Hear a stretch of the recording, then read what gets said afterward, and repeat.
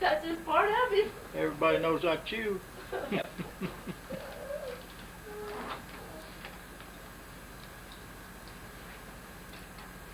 When will this be ready to show? When you finish it, Oh, really? yeah, you can show it on your TV set. Do we get a copy now? Yes, ma'am. That's Now, not- what we have to charge a price of the tape. We used to Oh, give yeah. it to the family, but with the budget crunch, we just have to That's not charge bad. the price of the tape. That's all right. That's fine. Oh, that looks good. I think I'm ready. I need another tape. I hate this cellophane stuff. When you recorded this makes funny noises. I'm taking this off. What brand do you use? We use Scotch AVX60. Best. Yeah. These cost us $2.50 a piece. We tell people to stay away from the TG&Y, 10 tapes for $1, because in just a matter of just a couple of years they'll start falling apart.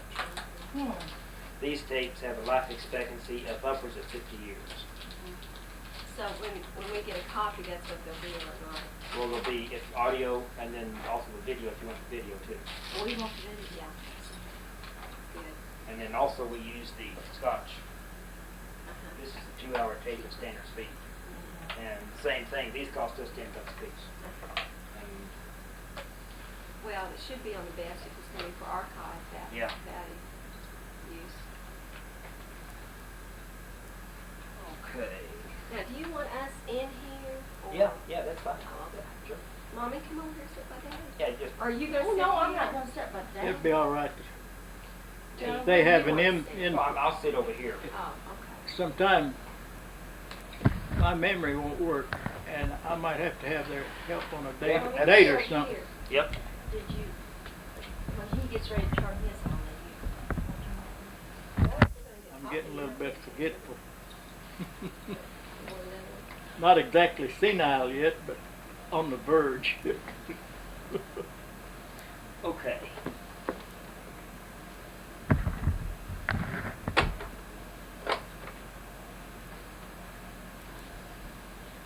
Just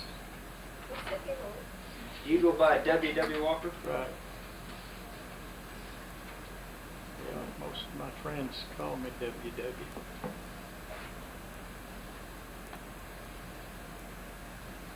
Used to in the service, I had a nickname of Salty. Salt. Yeah. Why salty? Well, when I was turned to duty, we had a bunch of remounts from Fort Reno over here to finish up breaking. That's about half broke. We took them out to a sand pit. One come uncorked with me. Banned him out and called him a salty so-and-so. They named me. The old first sergeant used to eat some boys out, called me that. Say, have you to know that's Private Walker, that's not salty. So you were at Fort Reno for a while? No, sir. No. No. I was Fort Bliss. Fort But Bliss. we got remounts from Fort Reno. Okay. I took basic at Fort Bliss. Pardon? I took basic at Fort Bliss. Oh, you did. What year? Up on Logan Heights in 1966. We used to We live lived up on Logan Heights. Small world. Yes. Two of our Yeah, boys we were lived right born up close to Beaumont Hospital, about Yeah. God, I hate quarter it. quarter of a mile. We lived a quarter of a mile from Beaumont. Yep. Took basic up there August of 66 through October of 66. Was you in 82nd? I don't know, just basic training unit, I don't know. Hadn't been attached to no. No, just basic training. Oh, I see. Hated that place the day I got there. Hated the day I left. We're out there marching out there in the desert up to McGregor Range. Where? McGregor Range. It's right up in New Mexico across the line. Sounds like we used to call it Donniana. It was just short ways across the line. That was our firing range. Yeah, that's same area. They renamed We had to it. march 22 Gregor, miles out there that's in the sand. new name they give it since I was there. It was Donniana Yeah. Range. Well, We go up there for our 75 millimeter cannon. Oh, French 75? Well, yeah, we used the French 75, and then before I got out, they was using the American-made 75. We gotta get in that too. We gotta cover everything. Oh, good. I'm glad to find somebody interested in it besides me. Well, it's strange that they. But old Good El job, Paso's Sam. not what it used to be.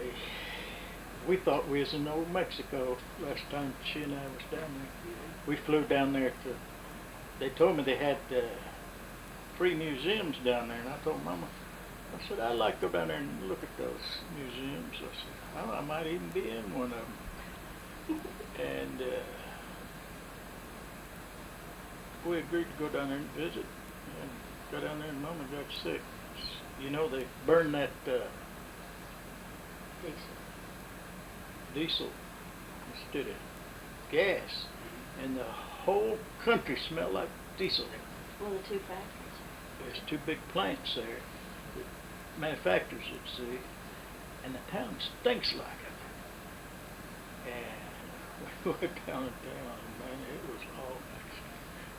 It was something to see a white man down there. When I was driving back to California in 1970, I took the southern route in January, hit El Paso, and it was about midnight, and I thought, I'll stop and spend the night in El Paso. I had one edge of that town, I just kept driving and driving. I couldn't stand the thought of being in El Paso near Fort Bliss. I just kept right on going. He did. Oh, you did hate it, didn't Good you? thing you got out. You know, I liked it. I liked it. You see, there's about a third of Mexican, yes, when I was there. And they were all right. Always treated me all right. I never had anything against them at all. Well, I think it was just the fact that wherever you take basic training, you just have bad memories of basic. That's it. I've been back there since, and you know, I've been in El Paso, and it wasn't as bad as I thought it was. I just always thought the town was bad when I took basic there. That 22-mile hike is what missed you. In the sand. In the sand. Well, we used to go out of there on horseback all the way down to Balmaray and on maneuvers, and up to Cloudcroft on maneuvers. That's up in New Mexico. That's up in the mountains. Yeah. Go from down there low elevation up to the high. Man, we about to freeze up Diana. Oh yeah, in October we were on bivouac in October, and in the daytime it'd be 105 degrees, and at night get down to 50. Sounds like. Out there in the middle of that desert. Bivouac, that sounds like you might have been in the We were in the desert. I don't know where. We were just out there. engineers or infantry. Well, we're taking basic infantry. Infantry, that's And right. we had night maneuvers, and I had to run in with one of those Spanish daggers. Hit me right across, right above the knee, and I went out a war whoop, and the sergeant came up and told me to shut my mouth. Euchus, lots of euchus. That's what it was. Talk about hurt.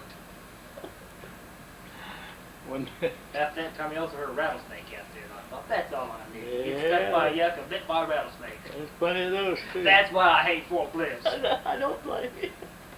Well, are you ready? As far as I know. Okay. Just let her roll. This is June 23rd, 1988. My name is Joe Todd, and this is an interview with Mr. W.W. Walker. And are we in Hera? Is this Hera? Primarily was Choctaw. Choctaw. Choctaw. Choctaw, Oklahoma. And what's your address, sir? It's Choctaw. 18285 Ridgewood Avenue. Ridgewood.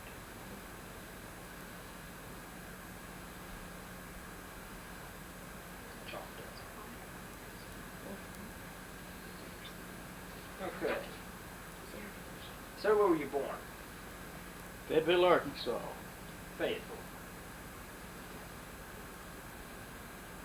And when's your birthday? January 24th, 1912. That's when I was born. 1912. Who is your father? J.T. Walker. And your mother? Millie. Pardon? Yeah. She wasn't on young. That's what they call me. maiden name? Watkins. Watkins. Watkins. And where are your parents from?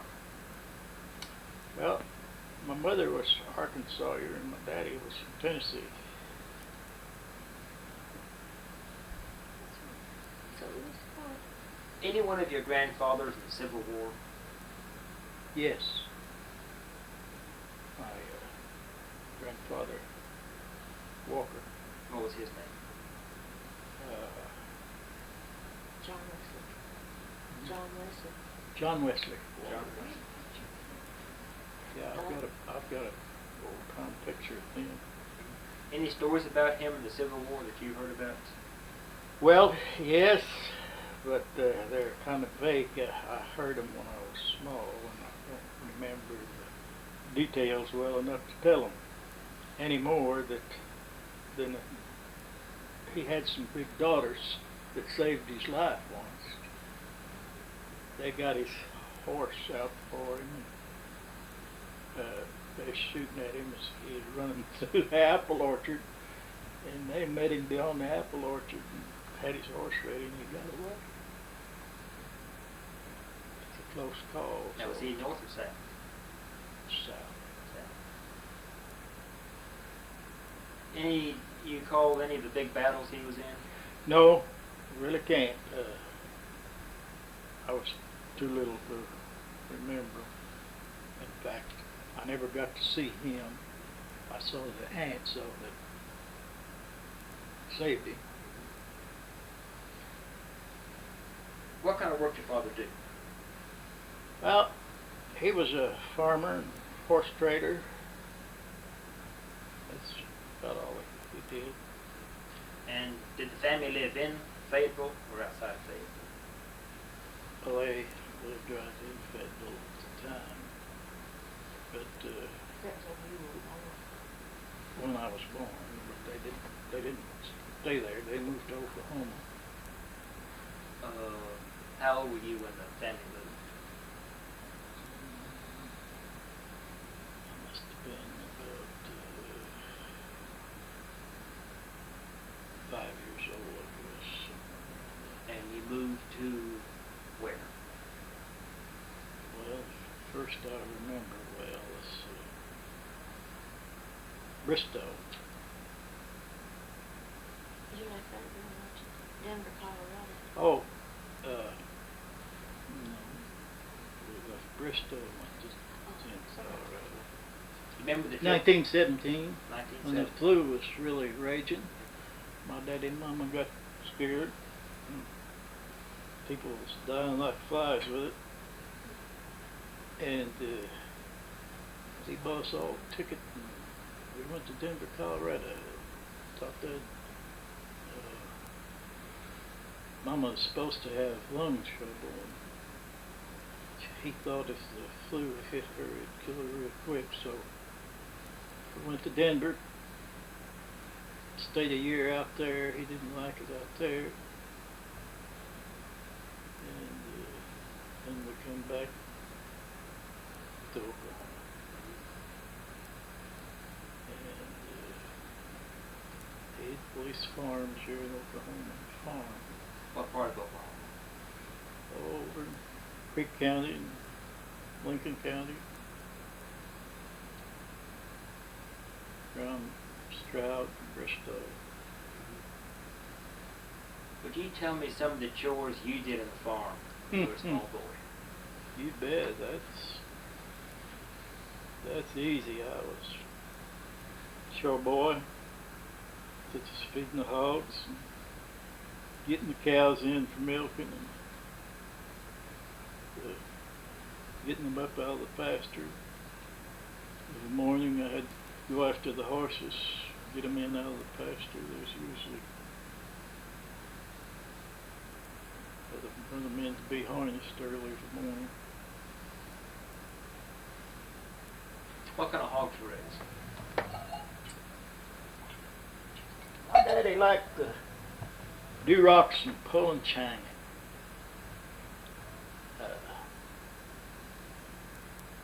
I was always partial to the Duroc. My grandpa bought me a 'cause I have red hair. Yeah. White and red. Yeah, he lived in Arkansas too. Tell me about hog butchering time. Oh, that was a great day for me when I was a kid. My dad usually killed on the first cold spell in November. And we had a big 50-gallon drum. Now, how'd you kill the hog?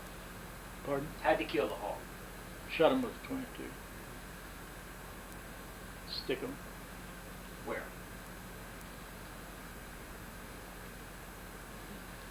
Put the throat, stick him. And So that they could. I like to watch him. I had older brothers, see. And him and my brothers would shove him down in this barrel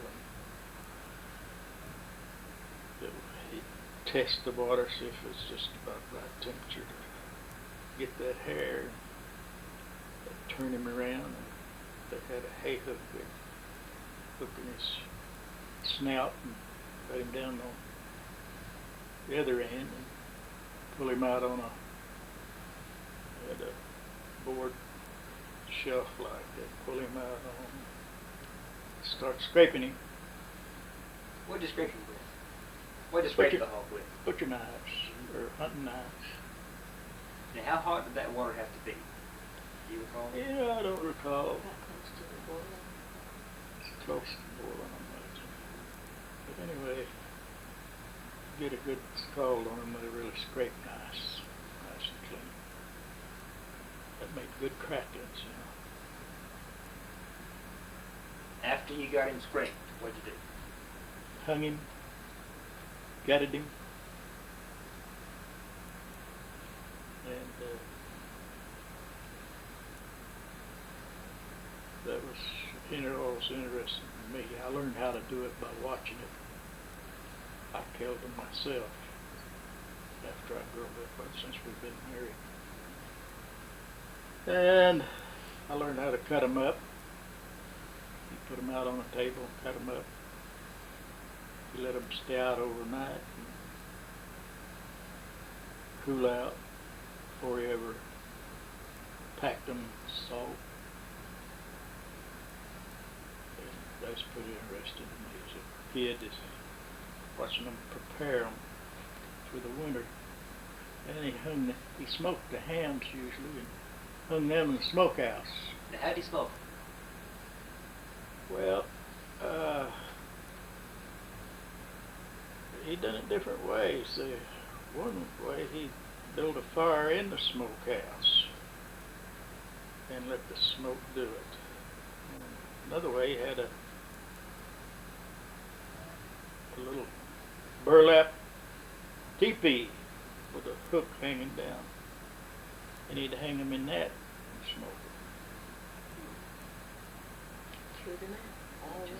You know, we'd rip open some gunny sacks, put up some poles, and just make a regular little teepee, and smoke them in there. How long does it take to smoke a ham?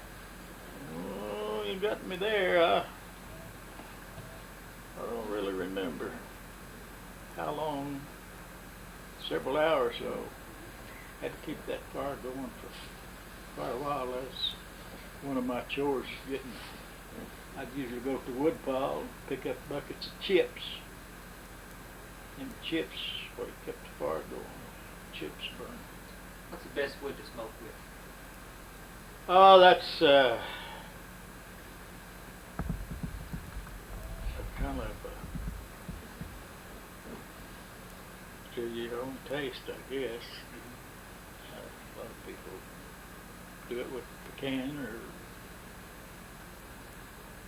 I think he just used mixed wood, like blackjack, oak, whatever chips happen to be in the wood pile, around the wood pile. What about plowing? Pardon? Do much plowing on the farm? Yes, I did. I started plowing when I was 12 years old. Walking plow or smoking plow? Walk and plow. My brother older than I had a team. he led the way, and I followed with a pair of mules. One of them was a goer, and the other one was lazy.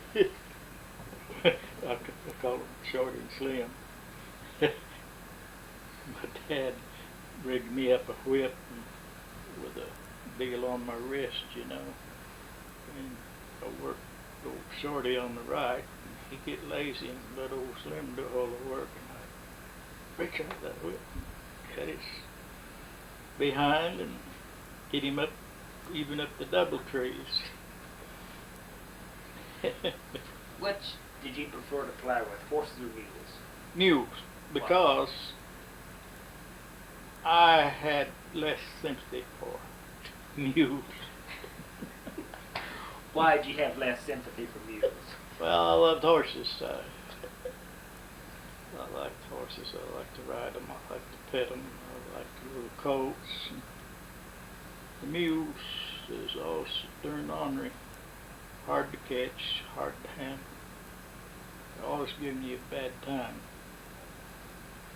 And at that time, Dad had several cattle, and I had to ride old Shorty to go get the cows.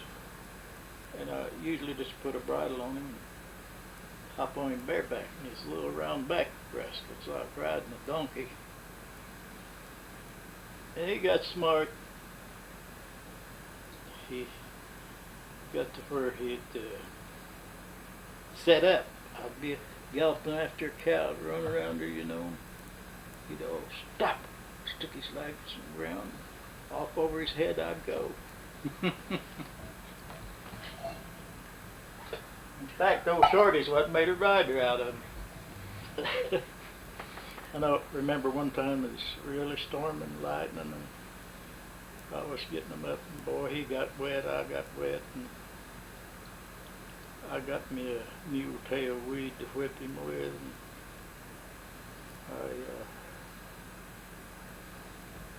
and he set up 2 or 3 times with him, and man, I really got mad at him. But after I got wet, I could stick to him a little better than when he was dry, you know. But I finally got big enough to break him from that setting up.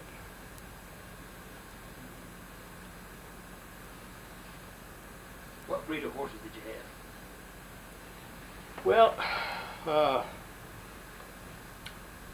later, see, I was about 14 then, I guess.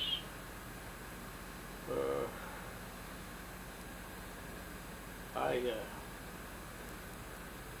run off from home when I was 14. And while I was gone, my daddy bought me a real little bay cow horse to entice me to come home.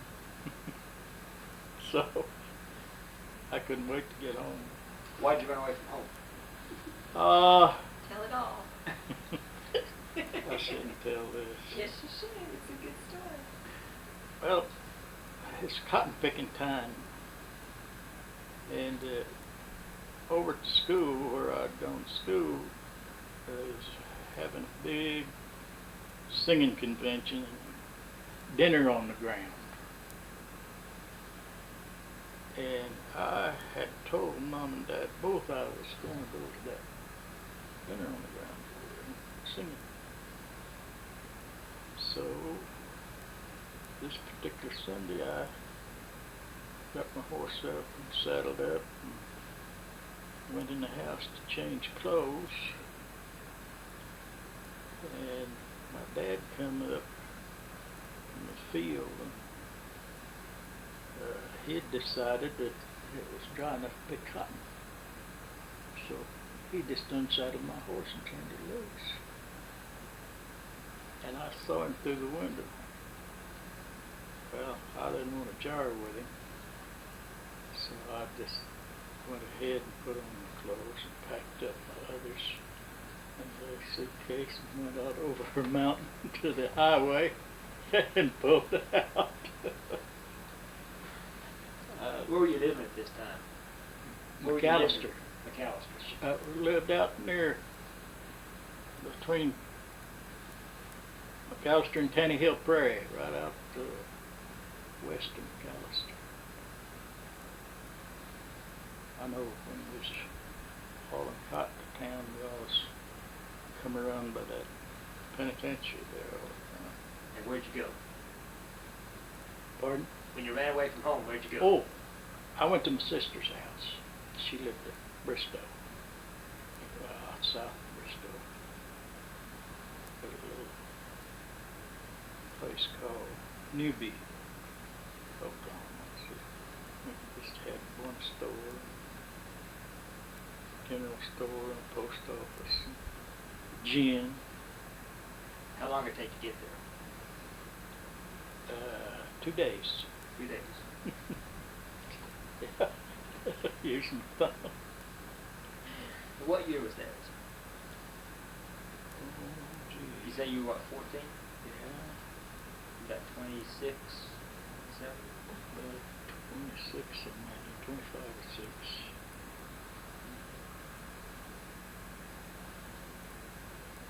Did you have a carpet bag? Is that what you put your stuff in? No. Was it a real suitcase? Yeah, it's one of them old straw looking ones, you know.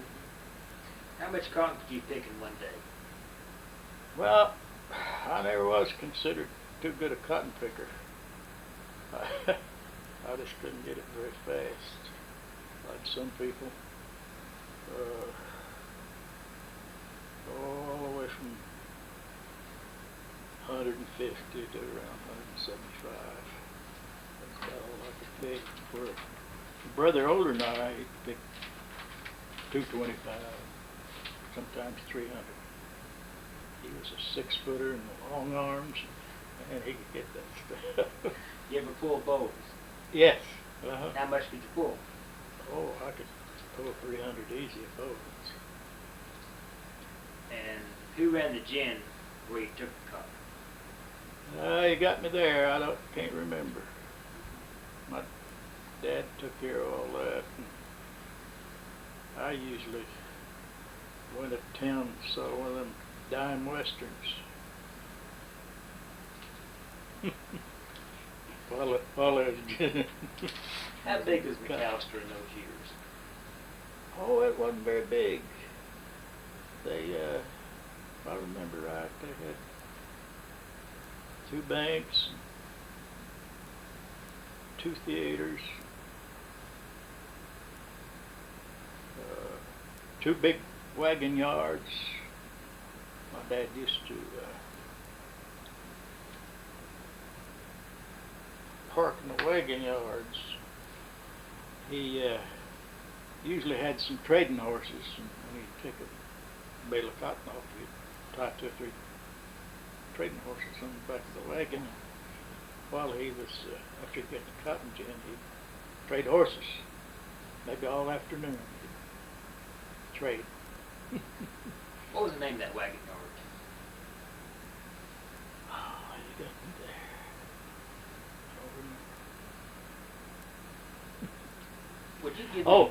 I'll tell you one thing I remember. It is unbelievable, and it fascinates me to think of it even now. They had a man that hung around that wagon yard all the time. He'd weigh about 350, 400 pounds. And he eat about anything.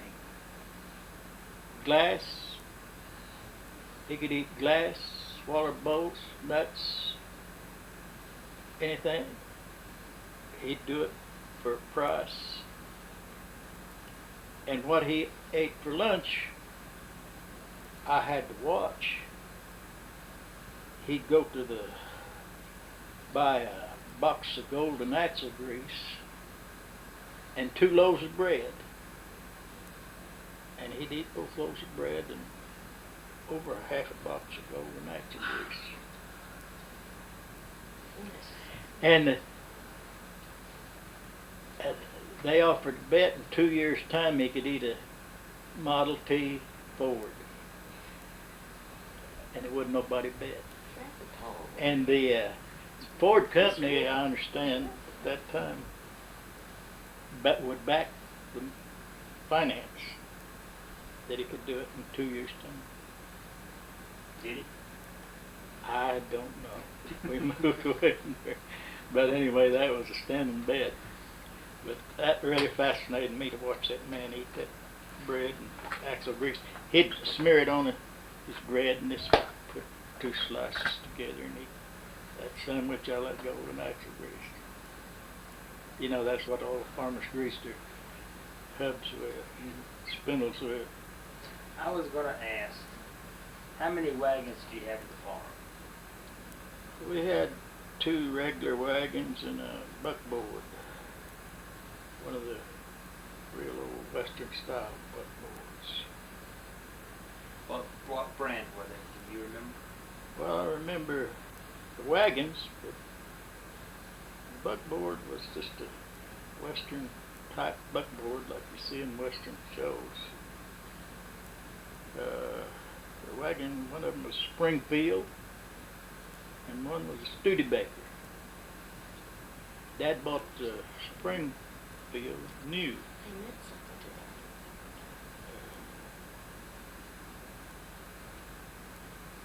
that. And I remember it very well Mm-hmm. because he kept it clean, you know, and he liked it, you know, like you would maybe a Cadillac, you know. What maintenance did you have to pull on the buckboard and the wagons? Oh, just grease the axle. How'd you do that? Well, well, it all depended where he's at when it had to be greased. Of course, there at home, Dad had an old tie-down jack. You stick a pole under the axle, and bring it down and tie it to a stump,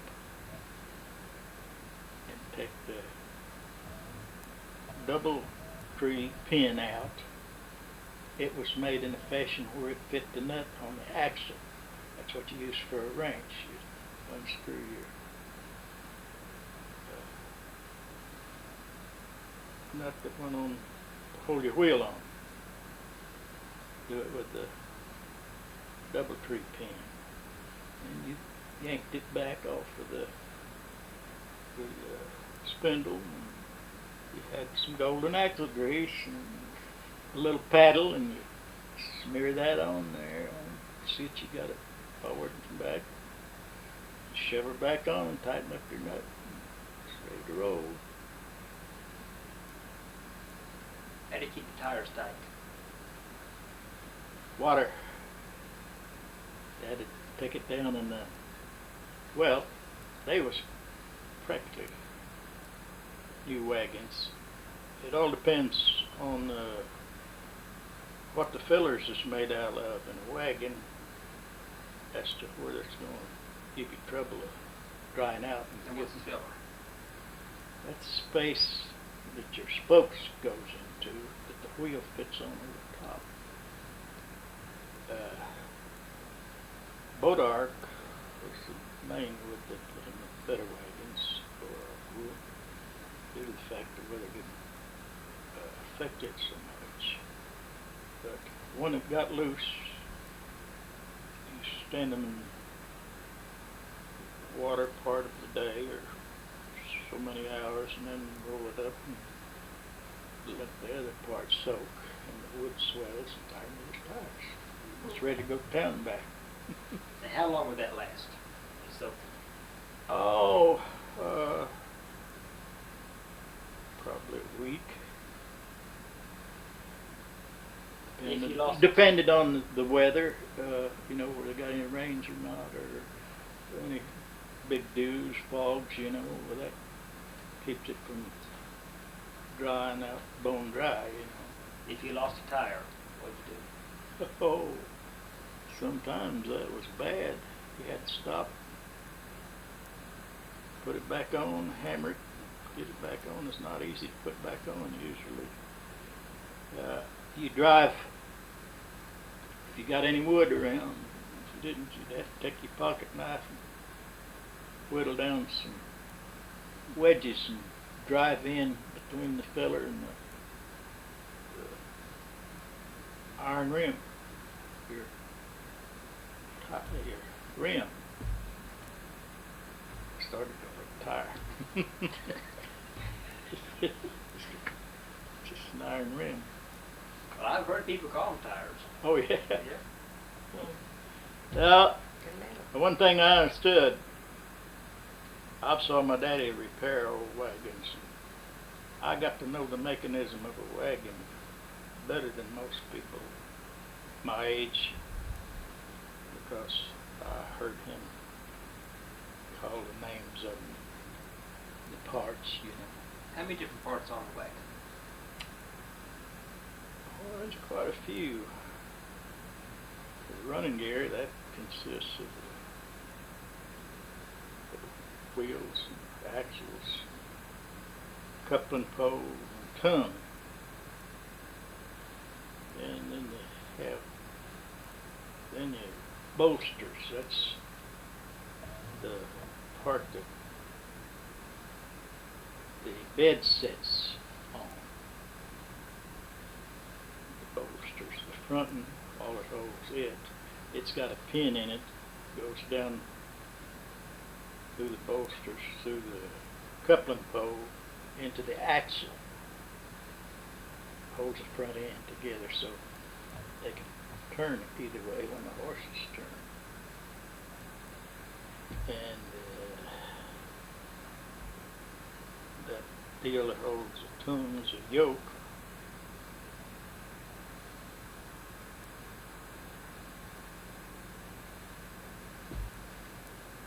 I was thinking, in the museum we have a wagon that made the land run of 1889. And it's pretty well complete. And I wonder if I could impose on you sometime to come up and point out the different parts of the wagon. Of course, there's your double trees and single trees, tongue and neck yoke. You know what all those are, don't you? Yeah. See if we can get you on tape pointing out the different parts of the wagon. Oh, yeah, I'd be happy to.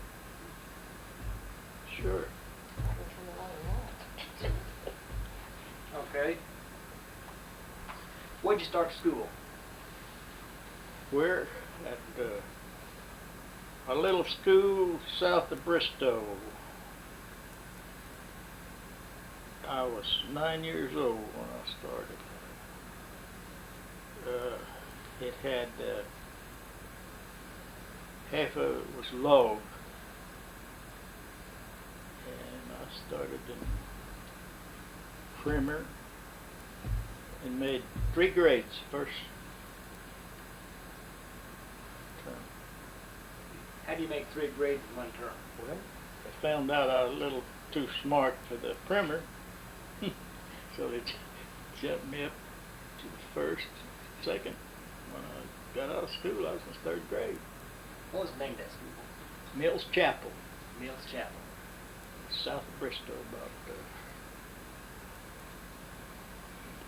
southeast, I should say, 3, 4, 5, it's about 5.5 miles from Bristow. Now, part of the school was log. Mhm. What was the other part? Siding, just clapboard siding. And they had a little horse shed out there. Some children rode horses. The teacher drove a buggy, so they had to keep their stock out there. But I walked. There's only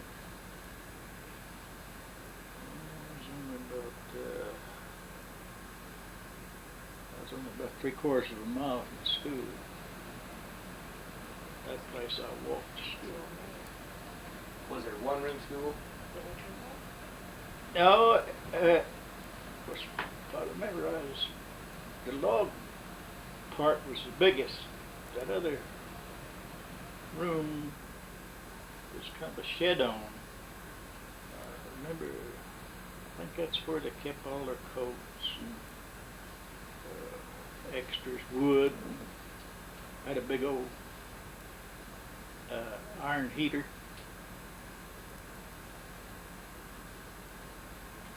And I privilege. The teacher asked me to go get a sticker book.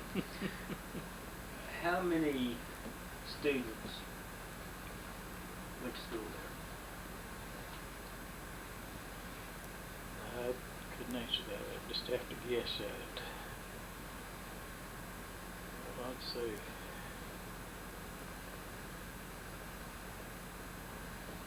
probably 45. How many grades in each room? Oh. They didn't have them in each room. It was all taught all in one. How did the But they divided them out, you know. One group be over here, like say, 3rd grade. They had the primary grade. Usually a man and wife was what taught the schools. And the wife would take the little ones and the man would take the bigger ones, you know. It's that way lots of schools, not all of them, but some of them. And how many years did you attend that school? 2, I think. Then where'd you move? Is that when you moved to Galveston? No, sir. We had leased another farm and we moved over near a school called Oak Grove. Which is where? Well, that would be west of the Mill Chapel School, about probably 7 miles. It was all wood building, and that's also taught by man and his wife. I remember them very well. A man named Whitty, Mr. and Mrs. Whitty, and they had a school home on the grounds. They lived right on the grounds, and I know they got milk and eggs from us. I become well acquainted with them. Liked them a whole lot. Did you go through high school? Nope. How many years did you go? Finished 8th grade at a school near Stroud, Golden Valley School, south of Stroud. It's not standing no longer. I was by there not long ago. Nothing there but the old cellar. Used to have a cellar and come up Storm Road. Got a big old cellar.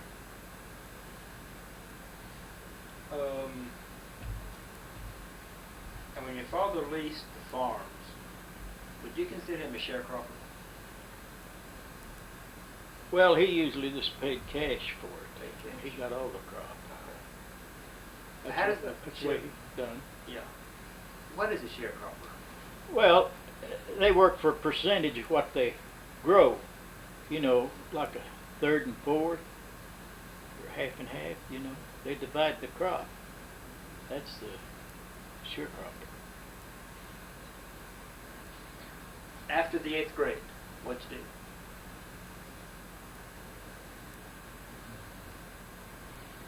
do? Well, I left home again. I went down to Arkansas, and I had previously met a man that told me all about Idaho and Nevada, especially Idaho, what a wonderful country it was. So I visited my brother down in Arkansas for about a month, and I decided to go to Idaho. And I bought me a ticket. It's about that long. I rolled it up on a pencil and stuck it over in my pocket to Buell, Idaho. And the longest train ride I ever took. Changed cars at Joplin, St. Louis, no, Kansas City, I guess it was, Kansas City. and from there to Denver, Denver to Idaho Falls, and there I took the short line, the Oregon Trail. Forget what they call that train.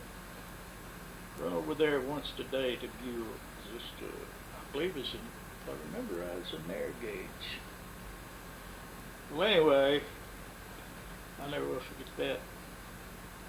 Yeah, but I'd laid over in Denver, and I was going out there to be a cowboy. I laid over in Denver and bought me a new saddle, slicker, spurs, boots, a sombrero. I wanted to look the part when I got up there, you know.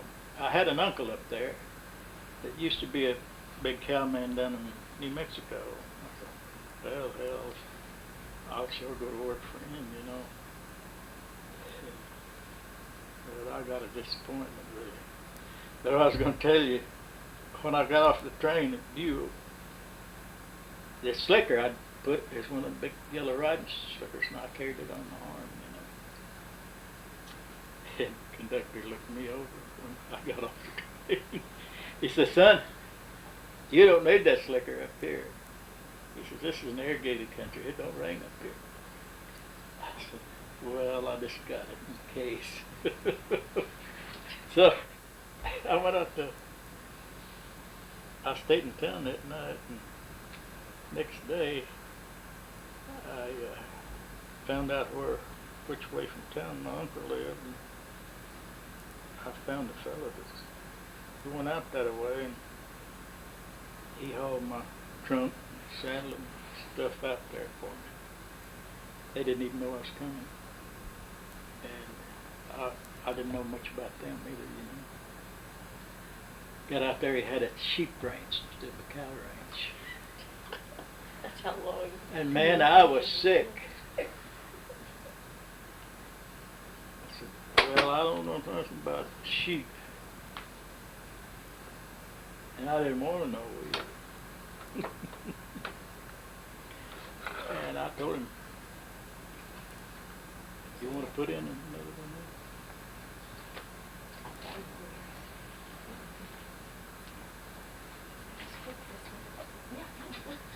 Oh, no, I forgot which one.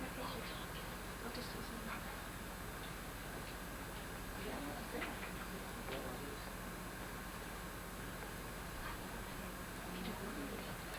Do you have plenty? Thank you. See which one I'll do.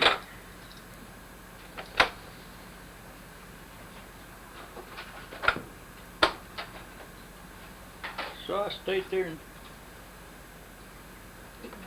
visited a while.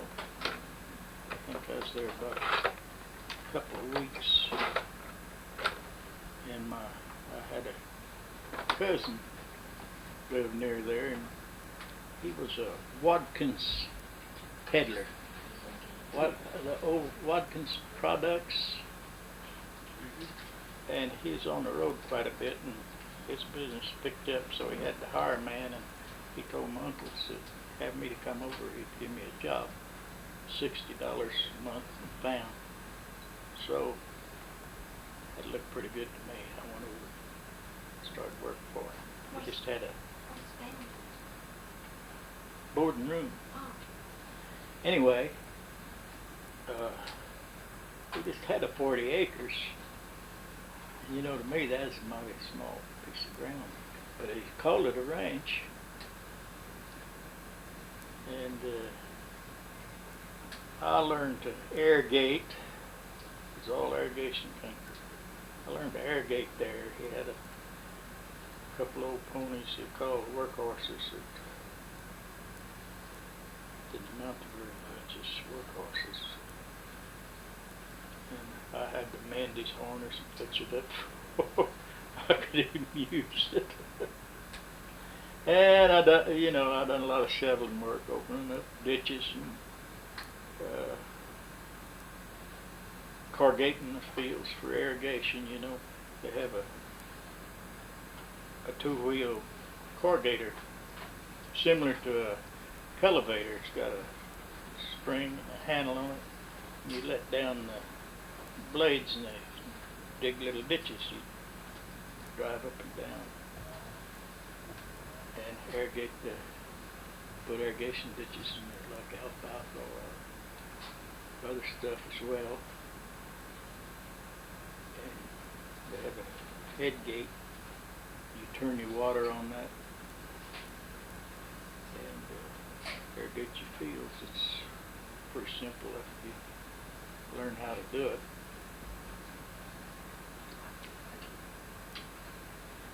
When you were a small boy, how did you celebrate Christmas? Oh, my folks, my dad always, he'd usually go to town this before Christmas and buy a bushel of apples, about a half bushel of oranges, a lot of that old hard Christmas candy, and that was our treat, this kids' treat on Christmas. And, Do you have a tree? oh yeah, but we didn't get much presents. I was going to ask, what did you get for Christmas in the early days? Oh, if you got a new pair of shoes or some long handle underwear or new shirt or something like that. It wasn't nothing foolish like they get today. What kind of toys did you get? Well, the only one I can remember right off, real toy, was a red wagon.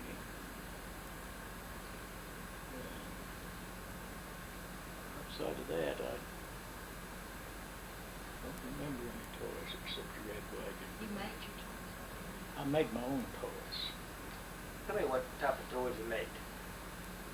Oh, I had a big half bulldog and half shepherd. I remember I'd get Dad's tools out and he'd bring home apple boxes and orange crates. I built me a cart and some harness and I would work this bulldog to this cart. He could pull me too. And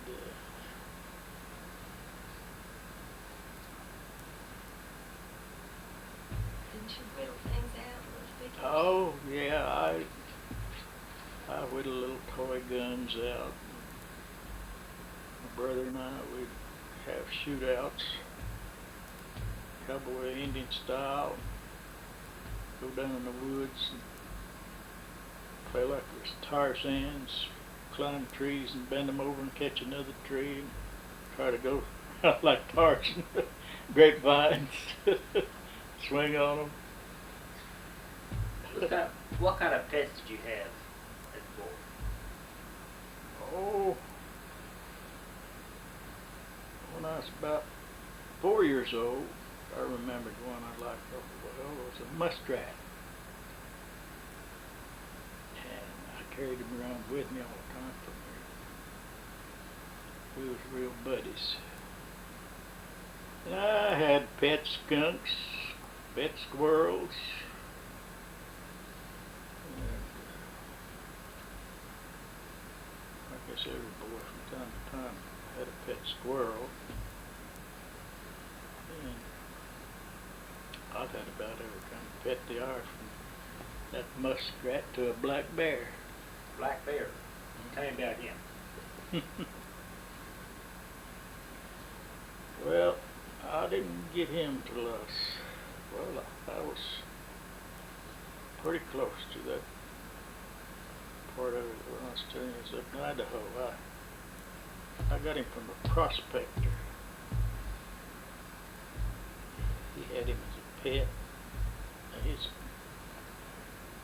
he's about 2/3 grown, or a little better. He weighed about, I first got him about 365. Just a rough guess, I didn't weigh him. But he was growing big. Was it tame? Strong. Would you keep it? On a chain and a stake. Big harness leather collar on him. And he was a booger. I would wrestle him for onlookers sometimes. Visitors. He got so rough that he kept my arms bruised from my elbows down and my hands. He grabbed me with his mouth, you know, but he wouldn't, like a pup, you know, he wouldn't really shut down, but he was just so stout that he kept my arms in little blue spots all over my arms. So I thought, boy, I'm going to fix you. So I bought me some heavy gauntlet gloves with the high gauntlets, you know, and with the fringe on. So I let him grab onto that. They was pretty stiff. And that took away some of the hurt with blue spots. Sometimes there'd be some visitor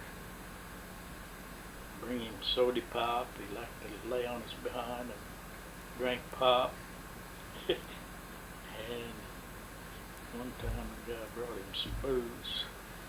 He got kind of drunk. What does a drunk mare look like?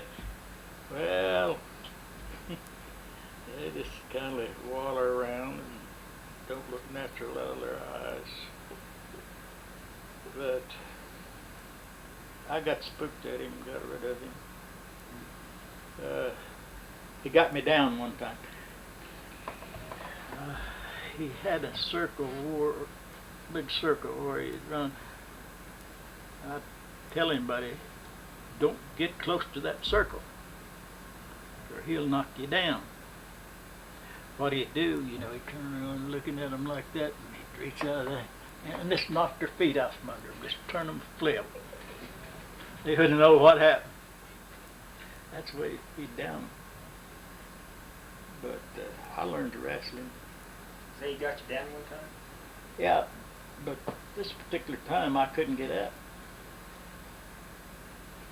The way I'd approach him, I could knock him down. I would come into him and catch him right under the chin with the back of my hand like that. I'd hit hard, and as I hit, I pushed. So I knocked him right on his back several times out of the way. And I'd fall to the side of him and get him around the neck, like a headlock. And I could hold him there until he'd work that foot down under me, and when he did, he'd shove me off like that. And I couldn't start to hold him down.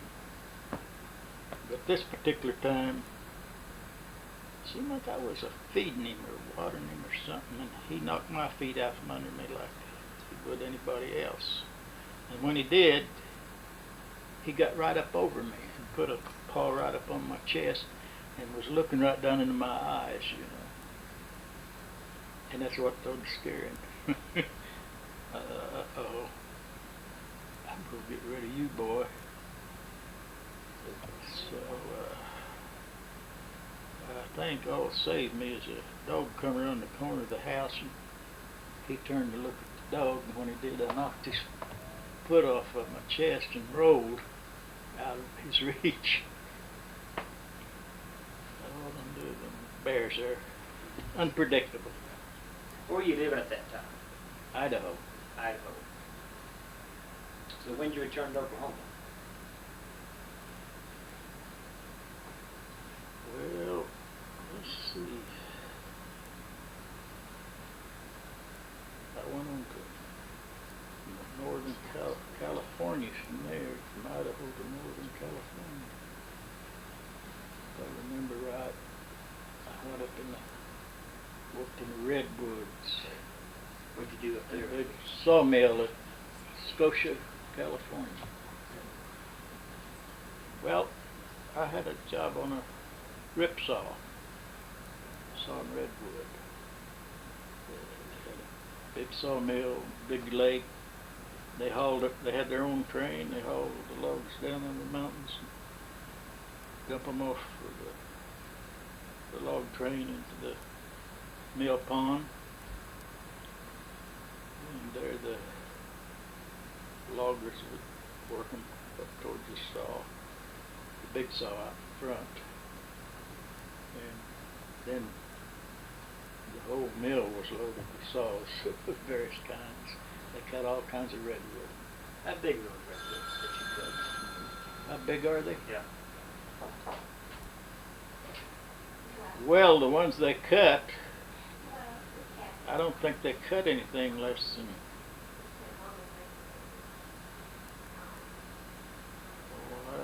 anywhere 20 inches up.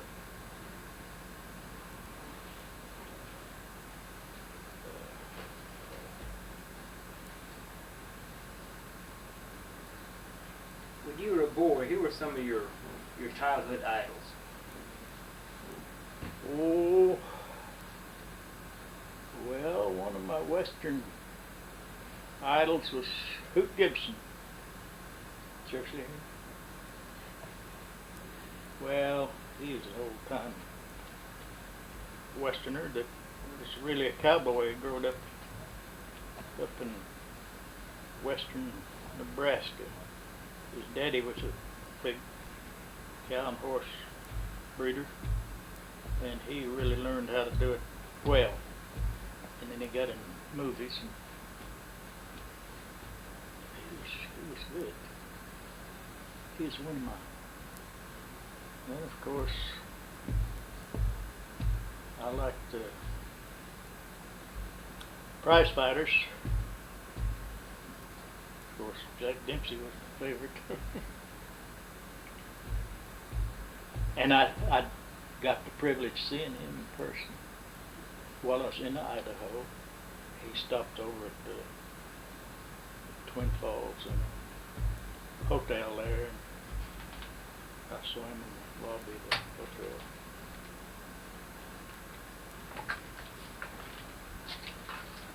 Okay, and Yes. then you would, oh, go ahead. He was one of my idols. I read his life story and found it to be kind of fascinating, the way he became champion. The knocks he went through before he became champion. And he, Oh, go ahead. oh, I was going to say, he was a hybrid. You know, he's part Indian. He was. Uh-huh. Where was he from? I believe Colorado, I believe, where he was raised. I was going to back up and ask, on the farm, how did you keep the milk and cream cool?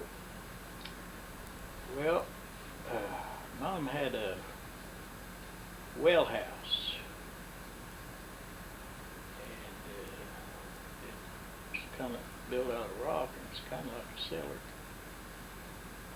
And that was all the cooling that it got. And one particular place had a spring, and she had a little rocked in place that she kept it. And that spring come right down the side of it over them rocks and kept it cool.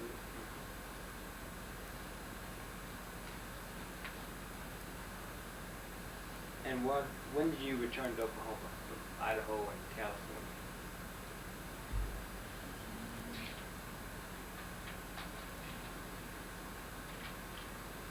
Let me see.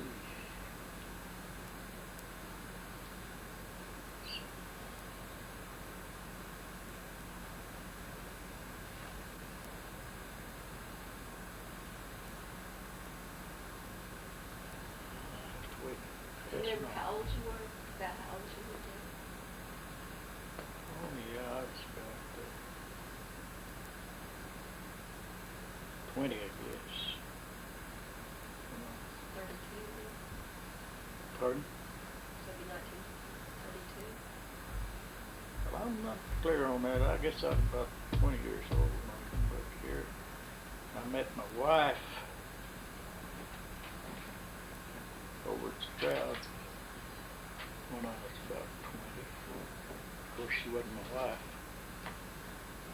I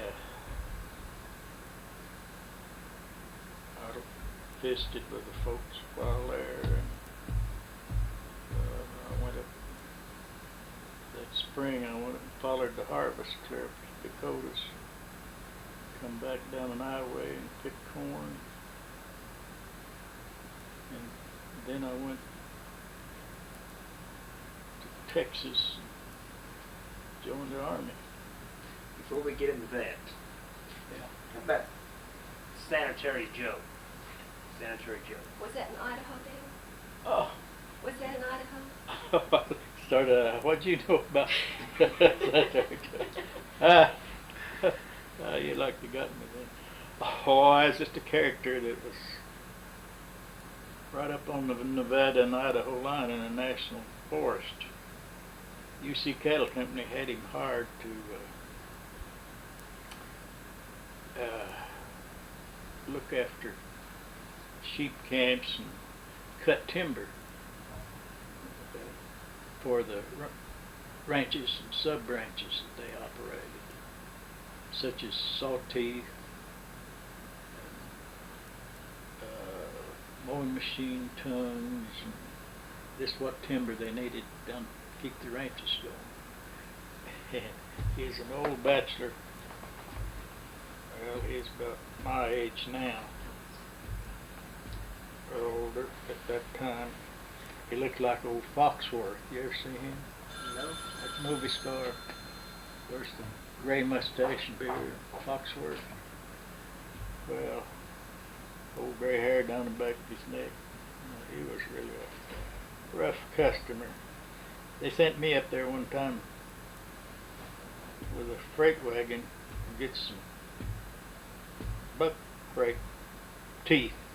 They're made out of little pine poles, about 4 inches. And they're beveled out to about 2 at the point. Well, anyway, he never washed, never shaved. His old hands just caked. And he made sourdough biscuits and eat a lot of mutton. They was teasing me before I left the ranch. The guy had already knowed him. Said, well, you'll be staying all night with Sanitary Bill. I said, you'll enjoy visiting with him. Well, I didn't know nothing about him. I got up there, got unhooked and unharnessed. He took me and showed me the material I was going to load up one morning. And he said, well, it's about time for some grab. He had one of them little old sheep herder stoves, you know, and that's what he cooked his mutton right on top of that little old stove, and the grease would run off the sides of the stove down into the fire. Boy, he really cooked up a storm of that mutton. And them sourdough biscuits, I'm telling you, they're something else. But I ate one of them. I also eat a big chunk of mutton. And the mutton was pretty good. But I couldn't say much about them sourdough biscuits. I have eaten them elsewhere that was all right, but not Sanitary's. This looks of this camp, you know, really turn you off. Didn't he have an Indian wife? Oh no, that Who had the Indian wife? Oh, That that's almost got another- killed over. that's another character. Oh. That was Squaw Joe. Oh, was that in Idaho too? This was Sanitary Bill was talking about that. Oh, I got mixed up. Yes, you did. No, Squaw Joe was altogether a different character. He was an Irishman, like you, red haired. And he was really a character. He had him a full-blood Indian wife, and that's where they dubbed him Squaw Joe. Daddy, the microphone. And they had, oh, I'm sorry. It's okay. They had him a little son while I was at Big Creek Ranch. And they called him Little Shoshone. And old Squaw Joe, he was crazy about that baby. He started taking him with him before he could walk, make him sit on the back of the saddle and hold on till his shirt failed. And he brought him over there to the ranch when he was about 2 and a half, I guess.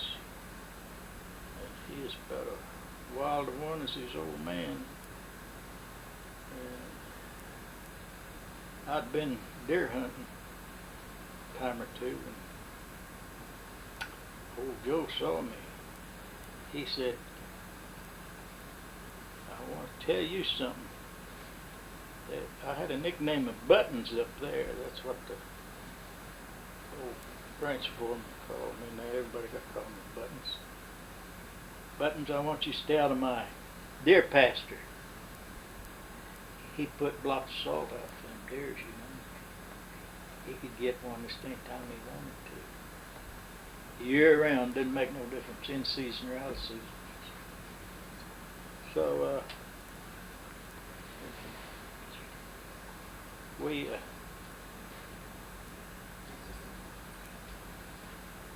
I said, I wasn't in your deer pasture. He said, yes, you was. I said, you better stay out there. Them was my pets. He said, I was watching you through a glass. He says, you think you're tough just because you run around with the seat of your pants cut out. He's talking about shaft, you know.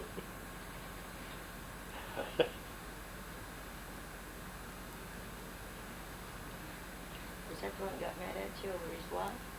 Oh no, that's a different Indian Okay. altogether. Well, anyway, later on, he killed his wife. He killed her. They got into a fight. He shot her. Oh, they was fixing fence. He's a pretty high-tempered man. Of course, now I just heard this story long after I left there. It started over. He was fixing fence, and she got mad at him. There was some commentary in his face. He shot her. That's the way I heard the story. Now, that's way after, long after I left there. Who's the gal that got mad at you over his wife? Oh, now they're forcing me into this.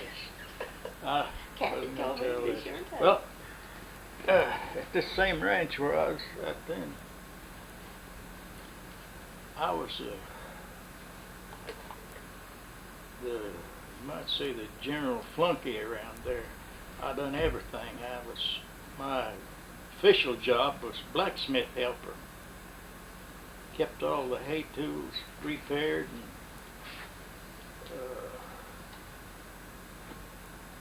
but I had to help the cook and do other chores like feeding chickens, feeding the horses. The work horses and saddle horses were kept up. It is a beautiful little ranch. That creek run right through the horse trail. And we had a 2-story ranch house, and the upstairs stair went up from the outside up to the upstairs, and that's where a bunkhouse was. That's where all the hard heads slept. Well, anyway, we also had an ice house built out of logs.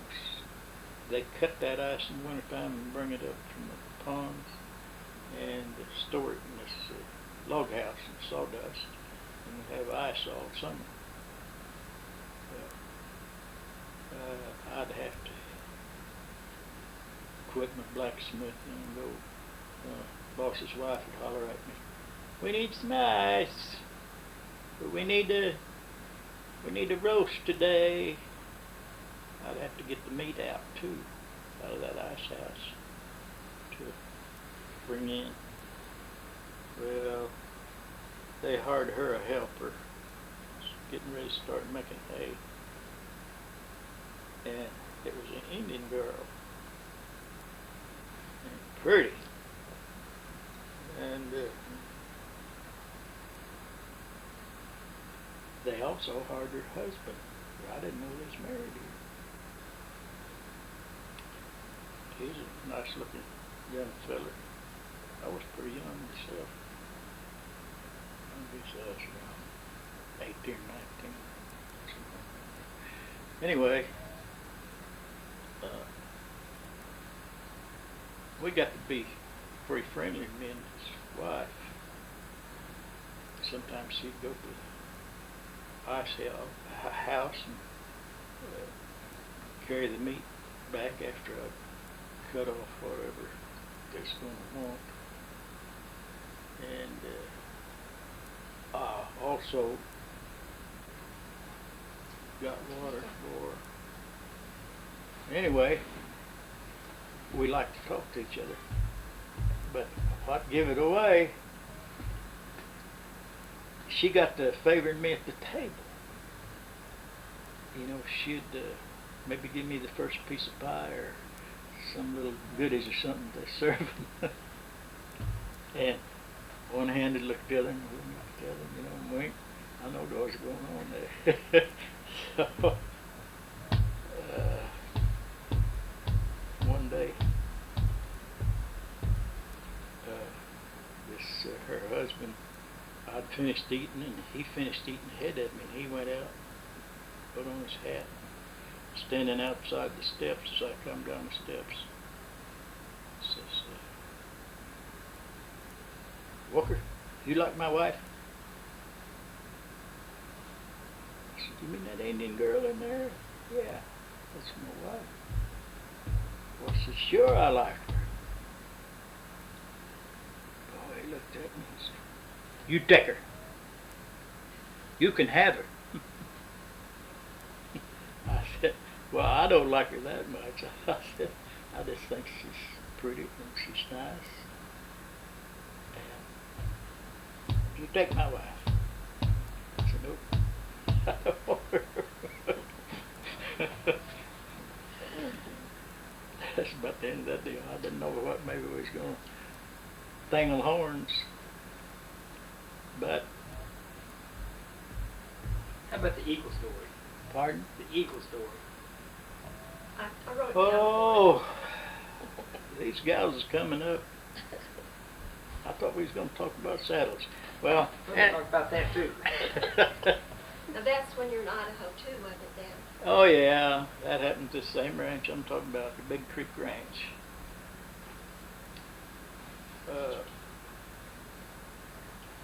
This wagon that I freighted with, I was telling you about going up to the lumber poles.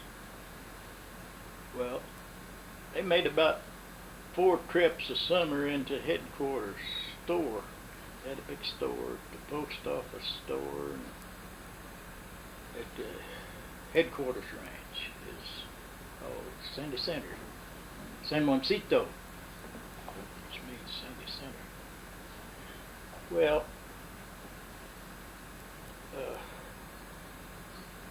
I went in and got loaded up and stayed all night. I was driving 4 horses up, and next morning one of the chore boys helped me harness up. I pulled out for Big Creek Ranch. It's just an old winding road through the range land. It's about as I remember, I think it's close to 20 miles. And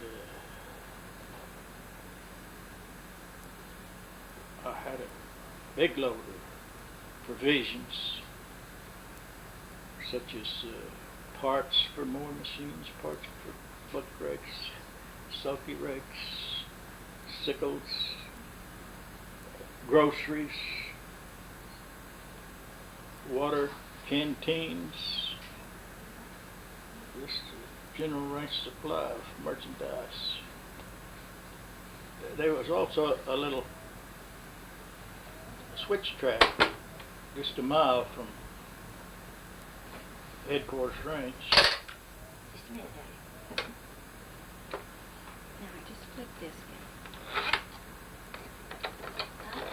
Just flip it.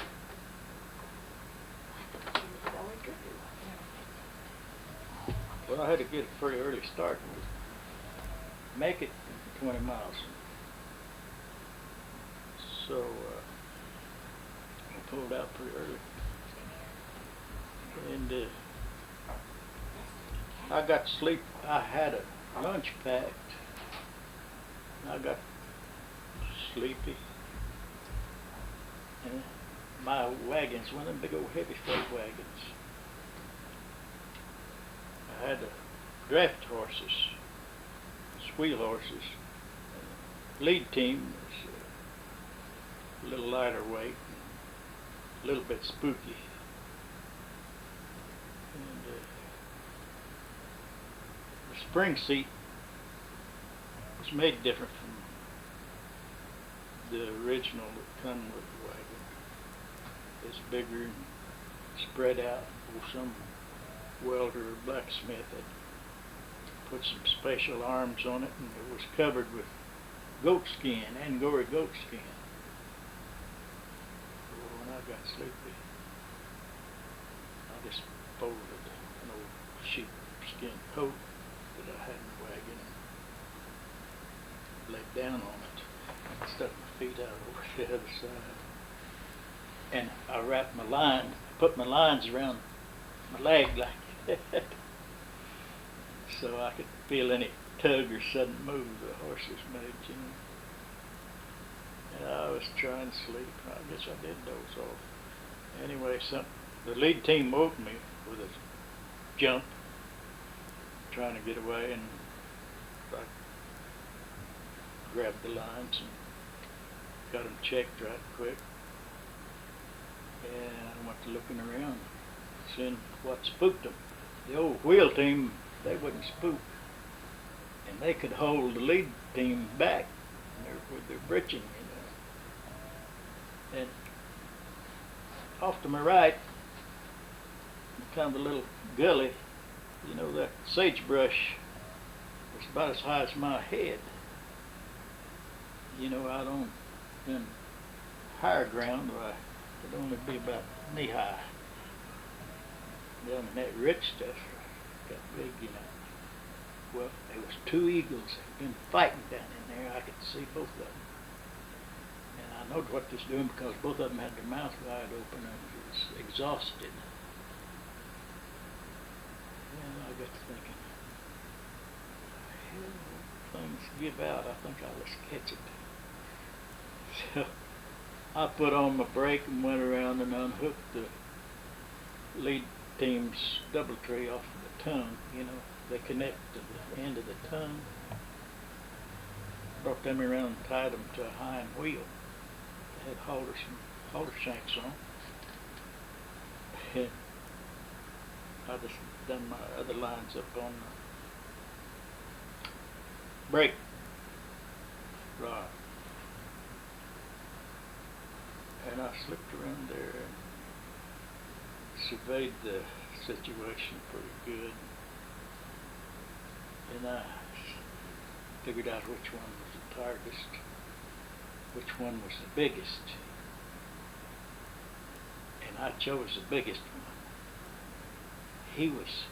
His old wings just flopped out like that. He's give out, you know. Trying to fight in there amongst that sagebrush, flopping at one another. Well, I reached and got him by the wing,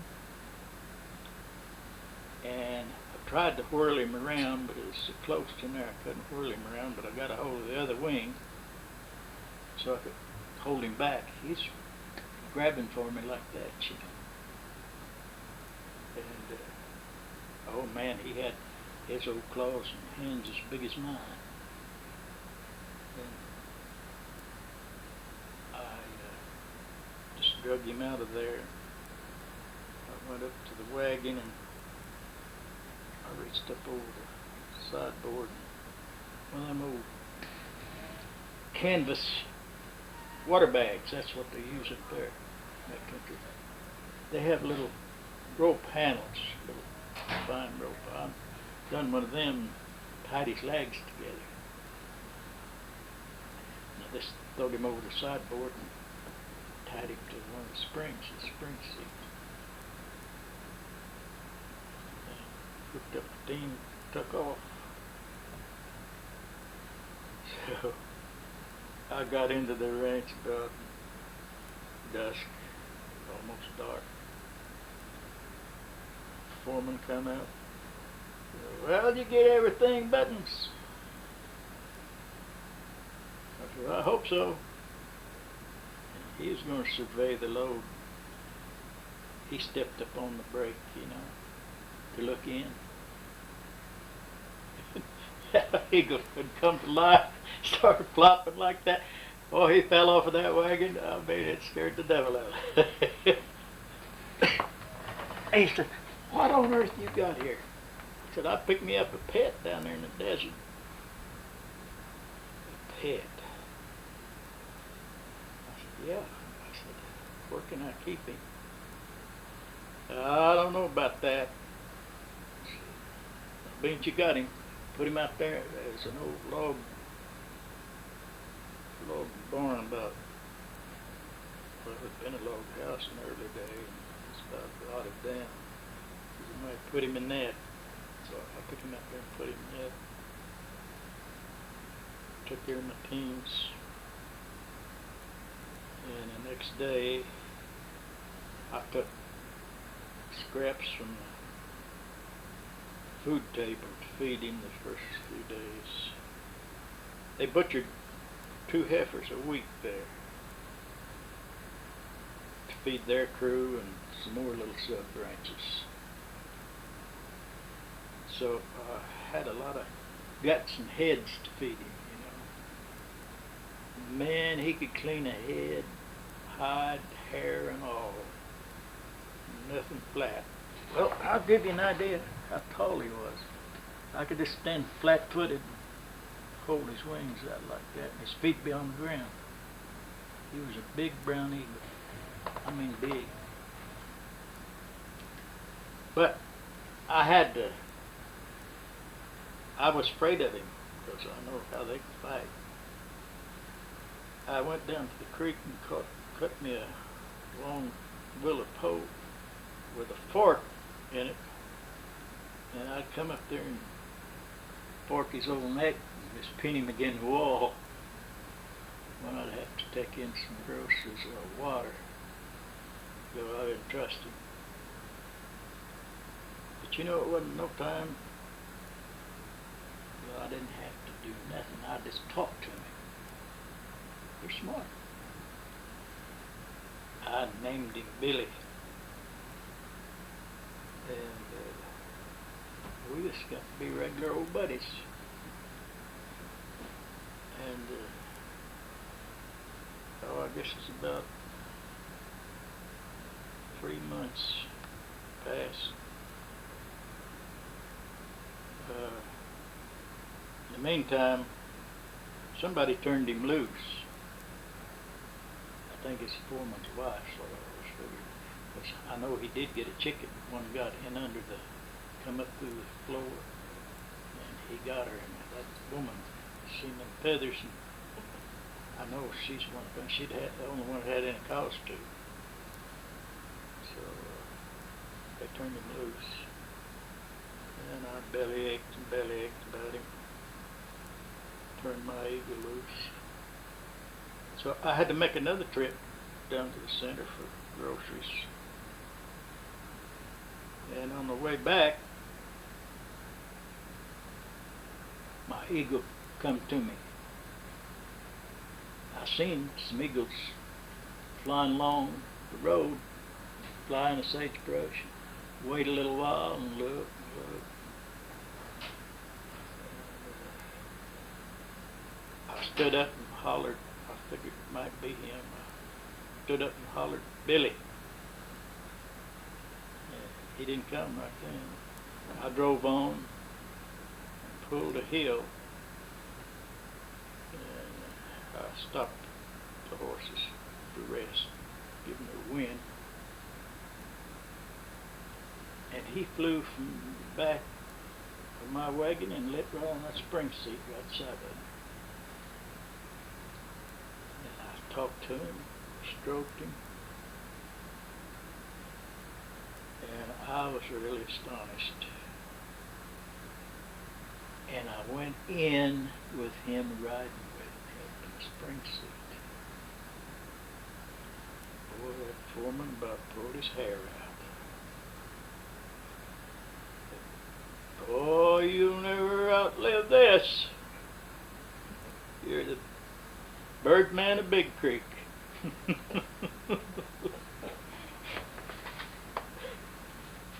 So when did you join the Army? 1933. Why? Why? That's a good question. Well, I know that was the last big horse outfit.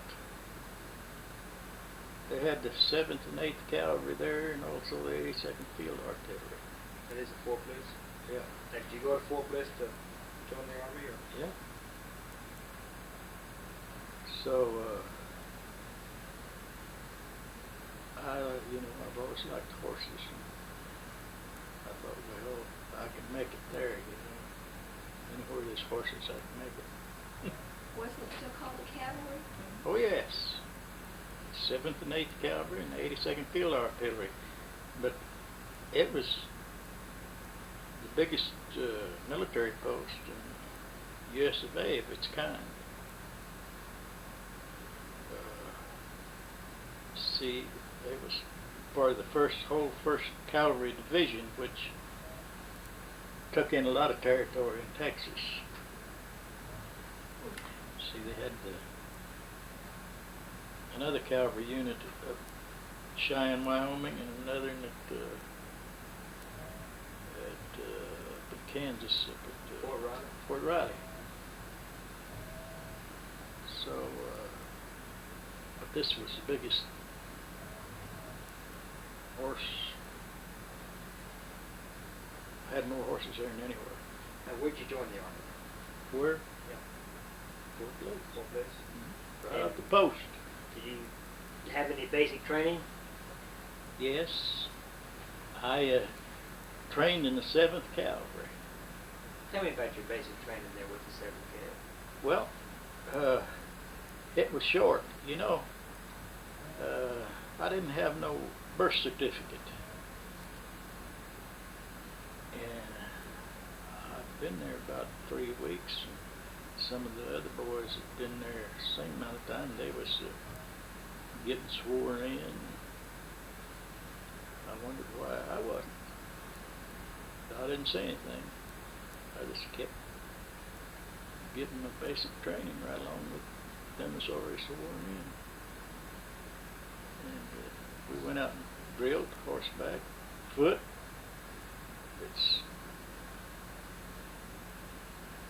Learned all the formations, single file, right and left by 2s, right by 4s, drill, got to know the commands of the saber. The officers drilled with saber. Whip out that saber and point it, do like that, do like this. That means forward at a trot. Wait a minute. What? No. Oh, go ahead. Well, I was only there about 4 months, and I don't know, it felt like the 7th Cavalry was a dull place to be. I wanted more action. One day I was out to the corral, we'd been grooming our horses after we'd come in, and I made the mention. I saw the 82nd Field Artillery pass by. Oh boy, they looked like a shining outfit. Big outfit. 4 guns per battery, and there's 3 batteries. But, of course, I only saw 1 battery at a time pass. I told my friends, I said, you know, there's what I should be in. I'd like to be in that outfit. Some of them give me the raspberries for wanting to be in the artillery. Well, that's a smart-looking outfit to me. And a lieutenant heard me say that. He says, Walker, would you like to go over there? I said, sure. He said, I'll fix it for you.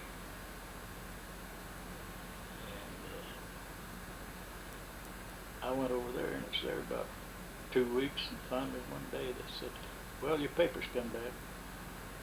I'd already had I'd learned how to do foot drill. That's the basics. Got sworn in.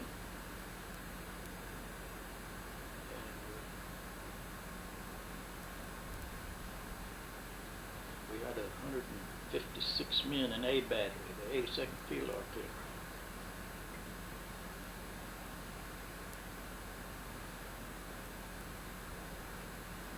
They had 75, French 75 guns, machine guns, aircraft guns.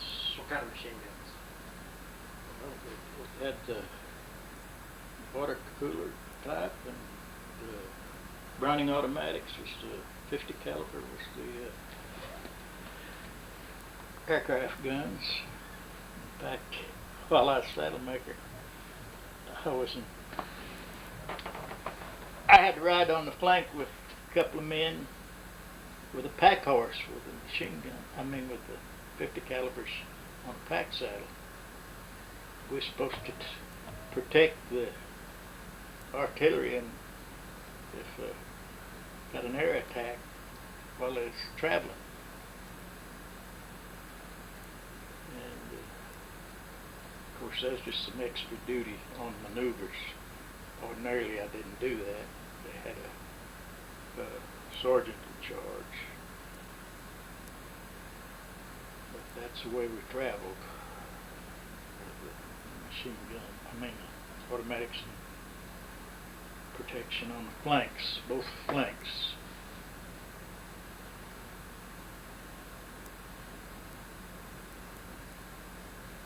What type of training did you have in the artillery? Well,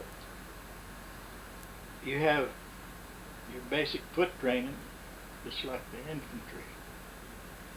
Squads right, squads left, front face, back face, about face, and all that.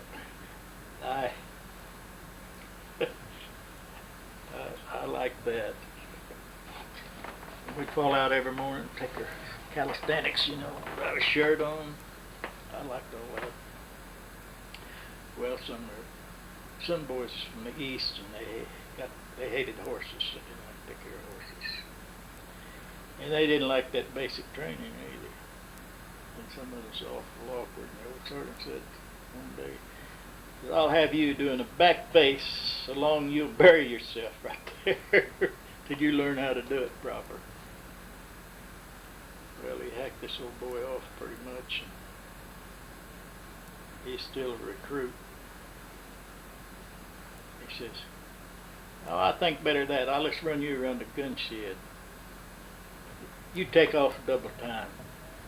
You don't stop until I tell you to. This old boy took off around the gun shed.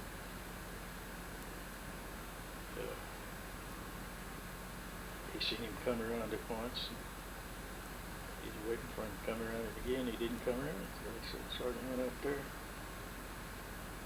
He stuck his head around the corner to see where he's at. And that old boy busted him right in the nose. knocked him down, and that one lick blacked both of his eyes. And he took him into the first sergeant. There wasn't anything they could do about him due to the fact he hadn't had the Articles of War read to him.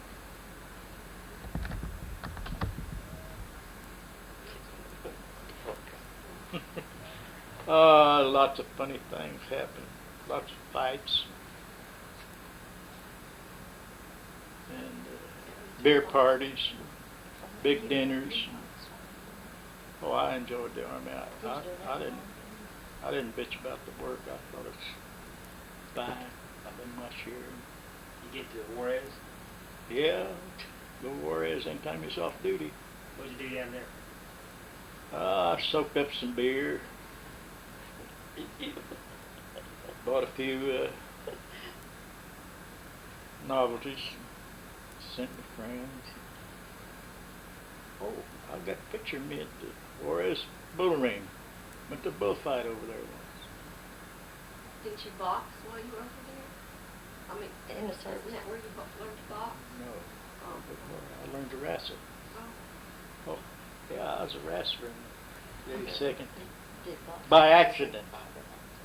You know, every summer, when they give a lot of summer furloughs, they run short of men, and me being a ranking first-class private, a lot of times I had to drill recruits. Mama had saw me drill recruits out on the parade ground. But I'm getting ahead of myself. You all have to go out for some kind of athletics, and I never was much on nothing like that. I like to ride, and I had previously boxed. I fought some 4-rounders, preliminaries, and go first sergeant come through the break. Says, boys, get your name down here. You're all going to turn out for some game. I didn't volunteer at the very last. After everybody, some took track, some baseball, some whatever was going on, and finally got down to me. What you going to do, Walker? I said, Sergeant, I'm a wrestler. All right, you report downtown to the trainer, YMCA, twice a week. And that's what I did. And that's what I became, a wrestler.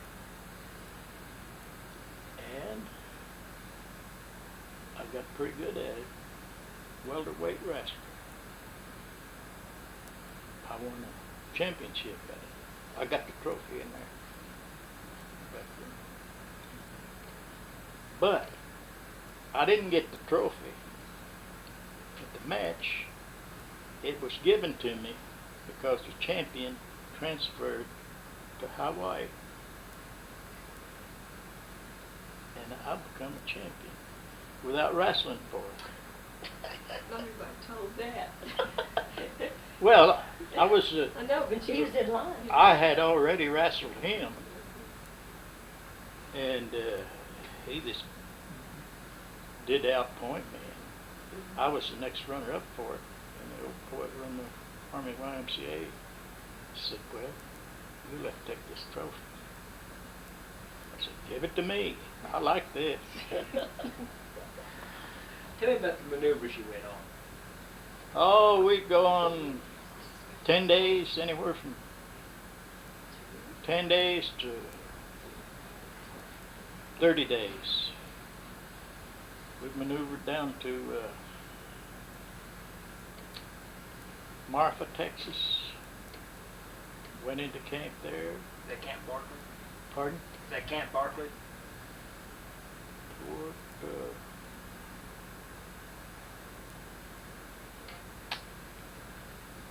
I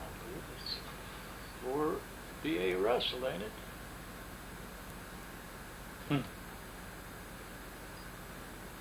I believe that's what it's called. Well, anyway, it's a small fort there. Just had a small bunch of people there. Little fort. Kind of help the ranchers out there, keep the Mexicans from stealing all the cattle. But we was called out down there once on that account. The artillery and the cavalry. One cavalryman shot a wetback and they only charged him for his ammunition. Oh, darn. I better keep my puss from up there. Anyway, they got to coming across there and stealing them cattle from them ranchers, and they called the army down there to stop it. Well, it just automatically stopped while we just camped down there.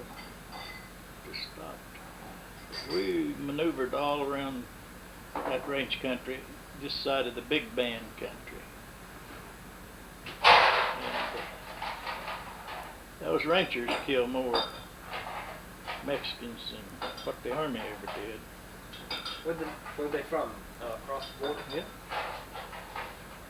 They had them in army jeeps and high-powered 30-06 across the windshield. They drive them big pastures, open range part. There's a little open range down there. Most of them is big pastures, like 20 sections maybe. And I had cowboyed down there right south of Marfa, and then went back down there as a soldier. And I knowed the country very well. And I know that's the way a lot of those ranchers got rid of them Mexicans off for you. I said there's nothing short of cold-blooded murders. I didn't like it at all. But anytime you see a Jeep sitting around with a 30-06 with a field glasses on it, you better know he's a murderer.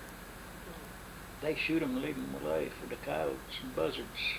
They don't go look at them. They shoot him and drive on. That's a fact. They had to do something to scare them, I guess, coming across there. To me, they's pretty harmless people. They was afoot, tired and hungry and thirsty and needed help. They needed killing. They hadn't done anything.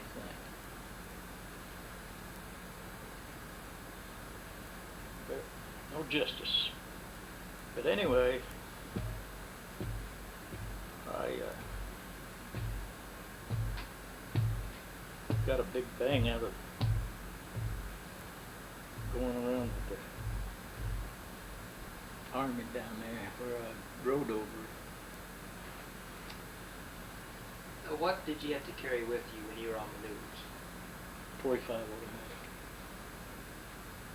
Sidearms. What'd you... With 3 clips, ammunition, 2 in the belt, 1 in the gun. Now, where'd you stay? What kind of... Oh, squad tents.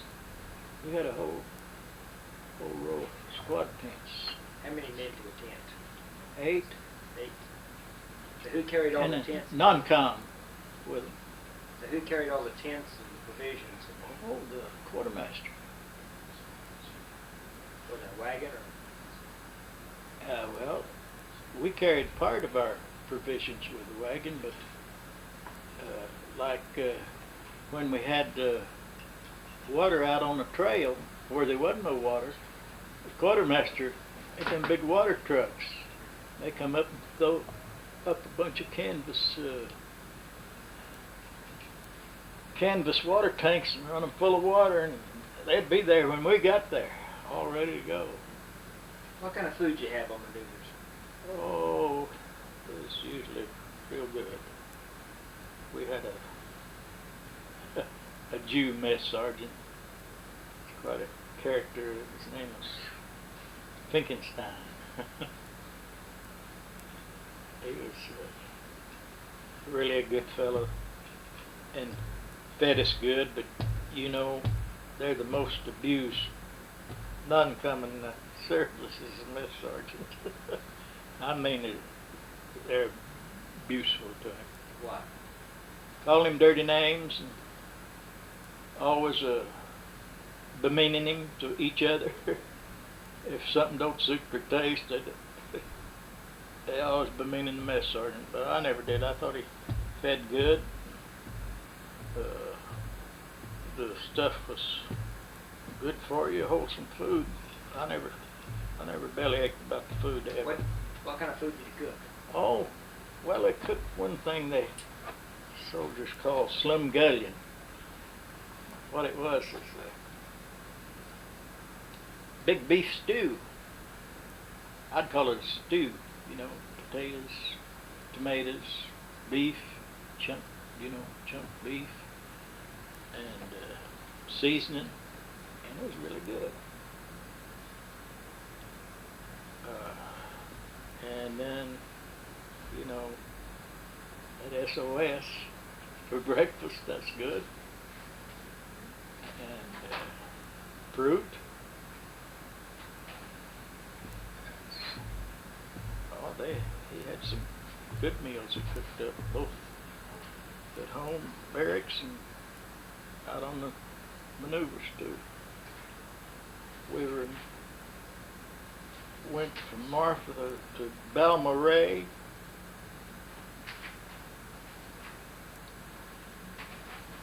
Balmaray back the same way through Van Horn.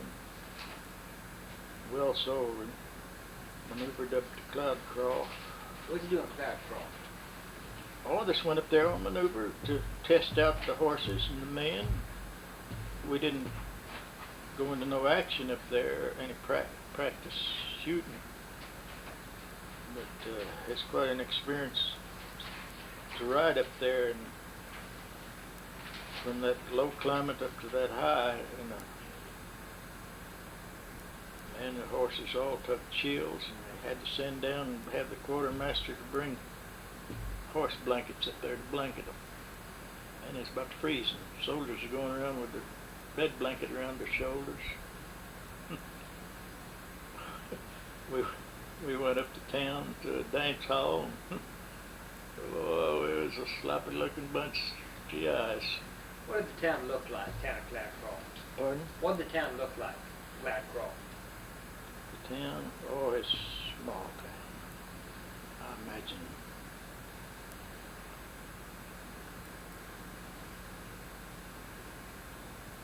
I expect it's around 5,000 people at that time.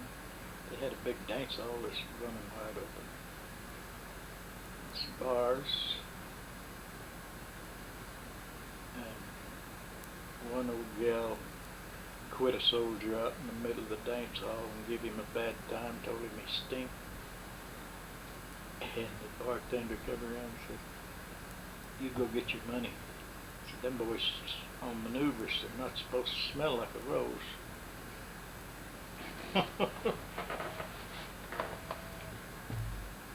Tell me about firing the French with the 75. How'd you do that? Well, it's they have the 75 millimeter shell. They come in various different types, and they have what's called a combination fuse that they can put on. You can set it anywhere from, let's see, from 0 to 21 seconds for it to explode. Well, it all depends on what you're shooting. Some of them shrapnel. Like one time we fired at those Yuccas. We was coming back from Doniana, and we went into action out there, and they give the commander give 4 rounds sweeping. That means 4 rounds per gun, sweeping like that.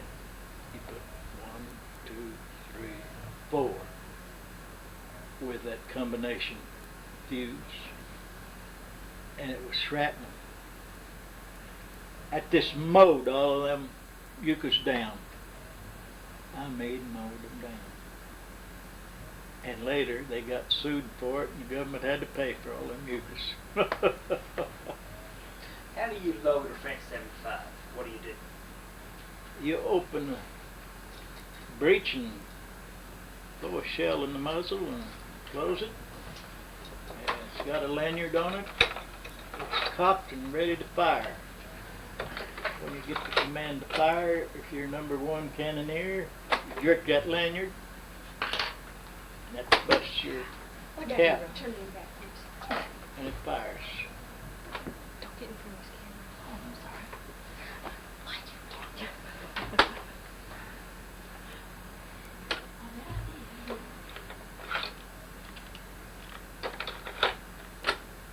Hi, Daddy. And they have this fuse cutter is out by the caisson. What's fuse cutter?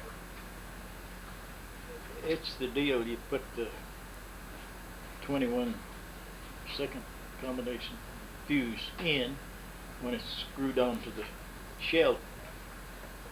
It's the projectile, and you turn your shell upside down like this and put it in that cutter, and it's got little deals that you set that combination fuse with whatever that the firing officers has figured the data they give from figuring the distance and where they want to put that shell.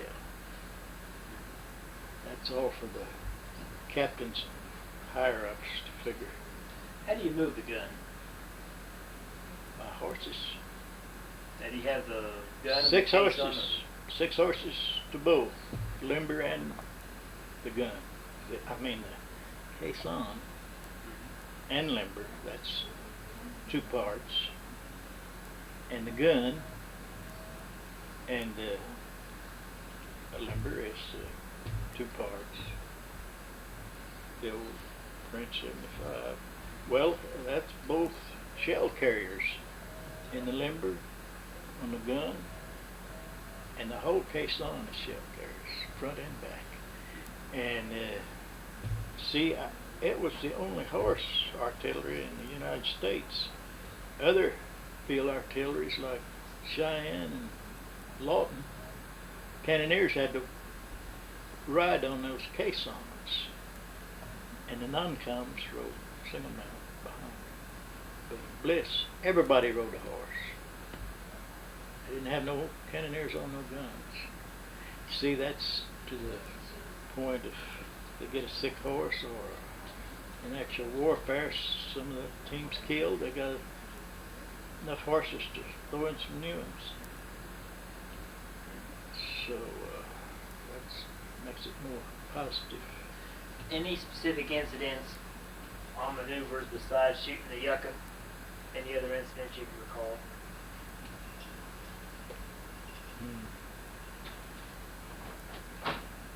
Oh, we didn't hardly ever make a maneuver that there wasn't something to talk about when we got back. Somebody fouled up, or somebody had a dirty fight, or some officer did so and so. But What kind of trouble did you get in? well, I'll give you a kind of an idea. I'll tell you one little incident. I forget where we was going to, but anyway, we passed a big cow ranch. And the old man decided we'd spend the night there. I think he'd had previously had permission to. And they had a big tank. We call it a pond here. They call it tanks up there.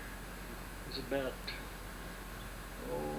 50, 60 foot wide, probably 250 long.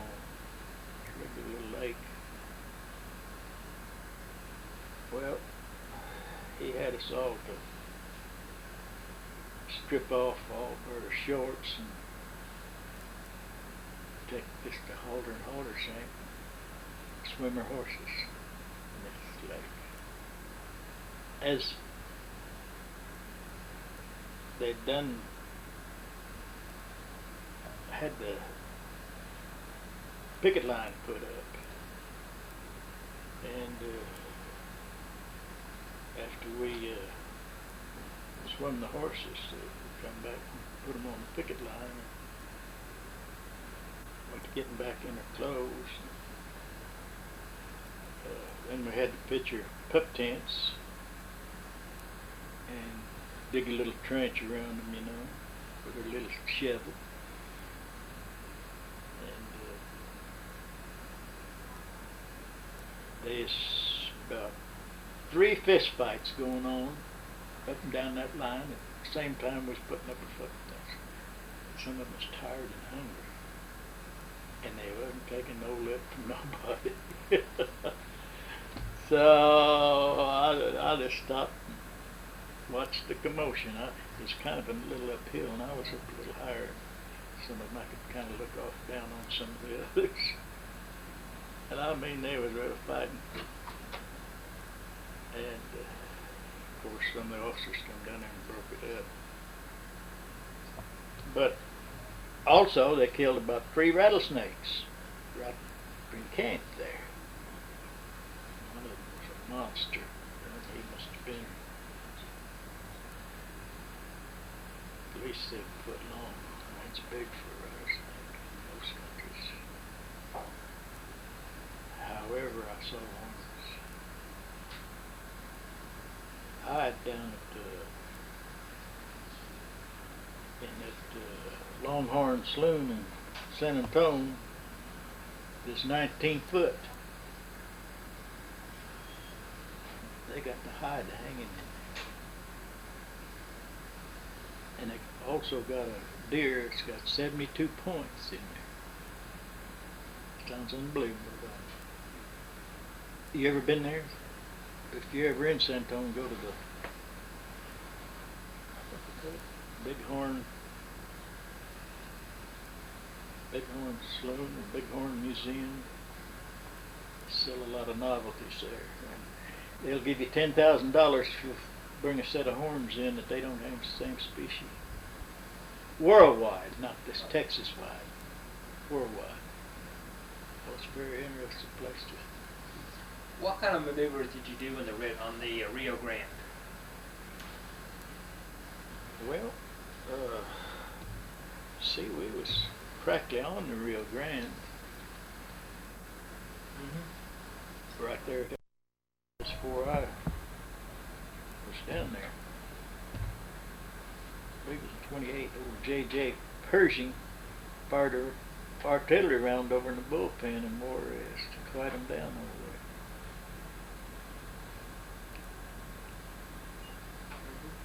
I believe it was 1928. If I remember right, I could be wrong as to the date. But anyhow, that's what he did. Took some artillery up on Mount Franklin and fired it over Juarez and the Bull. Boy, I'll tell you, the Mexicans sprayed of old Pershing. How long were you in the Army? I was there 6 years, 28 days. So you got out in 1940? 39. 39.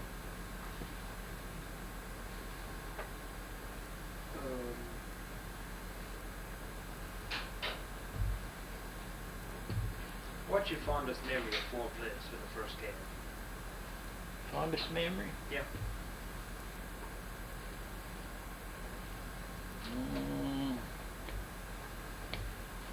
That's kind of got me.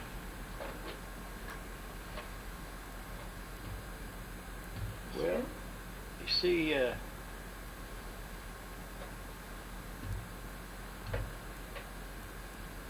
I got married while I was still in the Army.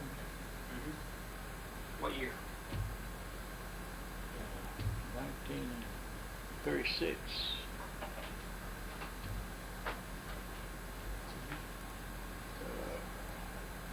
Fondest memory. I wish I could really think of what the fondest memory would be. I liked everything. What were your main duties with the artillery? What'd you do? Well, see, I was saddler, but before I was saddler, I was lead horse driver. And after that, I become saddler. I went to 90-day school, Uncle Sam's school, one of the warehouses where they had a schoolroom set up out of it. I think there's about 15 or 20 men took it.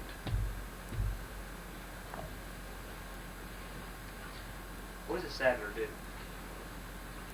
Keeps all the leather goods repaired and ready for action. And he has to go on all maneuvers. However, I didn't do duty with the outfit after I became saddler. I just stayed. I run my little shop like a business place.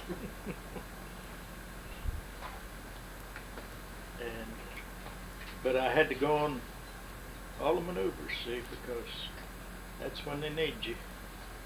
That's when you've got to make your repairs, something break, or the buckle hole split out, or various things can go wrong. When did you first start making saddles? Let's see. Cowpuncher saddles, I went to do them in 40, wasn't it? 1940. Oh, now I built You had built some. El one there Paso. In El Paso, that was in. I went over and got some 38. cheap skirting leather over in Mexico, Mexican leather. I made a lot of shafts and some saddles. Use second-hand trees in them. I'd go down the valley and buy some old saddle for $5, $6, and take the tree out of it, and see how it was built while I was tearing it down. And I really learned how to make cowpuncher saddles that way. Just taught myself. You see, in this school, they don't teach you to build no cowpuncher saddles. They just teach you the grades of leather, the tannage of leather, of various kinds of leather, and how to sew it, how to carve it, how to cut it, and to know all your tools one by one and know what they're called and what they're used for. That's just the basic part of it. And that you get pretty familiar with them fast. Well, that's what helped me in building cowboy saddles. It was that little schooling I had there. I learned how to make my wax stands and how to hand sew. And I guess 40's first American real cowboy saddle I made. In fact, I didn't completely make all of it. I made the fenders, stirrup leathers, covered the horn, pommel, put the rigging in it, handle, back, and then I tried the seat and I just couldn't get it done. I just beat, stretched, grunted, cussed, what have you, and I didn't get it done. So I told Mama, I got to have some help on this. So I boxed it up and sent it to Fred Mueller, Denver, Colorado, and told him help me out and put a seat in that saddle. And mister, in about 10 days I got that saddle back. And it was a good looker, wasn't it? Mm-hmm. I've got a picture of it here. They put a seat in that, polished it all up, and it was a pretty saddle. I was real pleased with it. But before I made another, I had shopped around quite a bit to other saddleries, caught some of them working, and I think what I had to have to put a seat in a saddle. You can't do it by hand. You've got to have force it down there with power. So that's when I got busy and built me a construction horse, what they call it, pull down. So after that I built quite a few saddles. And I took, that was in California.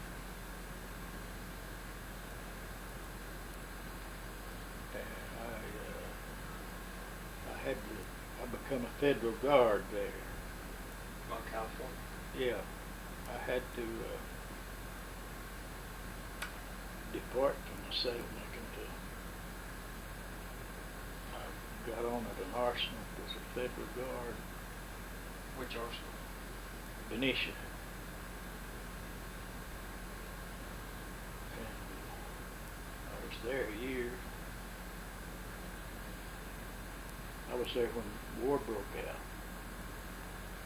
Man, it's squally times around there. Had to do a 16-hour hitch at a time. War first broke out. Was that December 41? And, they put them big balloons up over the arsenal. Big gray balloons to cover it up, you know, from the sky. It's right after that, Santa Barbara got bombed, you know, shelled. And everybody is really on their toes around there. A lot of explosives. What happened there at Santa Barbara? I don't really know. I just know it was, well, it wasn't at the time I was there. It was later, wasn't it, that it was shelled. I guess submarine shelled it, as the way I understood it. But you had just got off duty on December 7th, and they took you right back that night. Oh yeah. Yeah, I had to serve 16 hours on duty, man, and it really wore me out. I was going to ask, why did you join the Army? Oh, I think you asked that once. Well, it was, pardon? I don't think you did. Is, like I said, I liked horses. I know that's the biggest outfit in the country. Depression. And the depression was really on. It's hard to get a job. That's two of the main things that I wanted to join. Well, I think we have a good interview for right now. We Getting close to 2 hours. we were over 2 hours now. Oh, yeah. I'm on second take. You are? Kathy said by the time you got through that one time, be ready. I'd like to come back though and start with the saddle making business. Anytime. Okay. Thank you. No, I said anytime. You better Yes, call Yeah, first. yeah. Thank you. But I'd like for you to come up and go over that wagon with us. Oh, so we can- well, I'd Thank you. like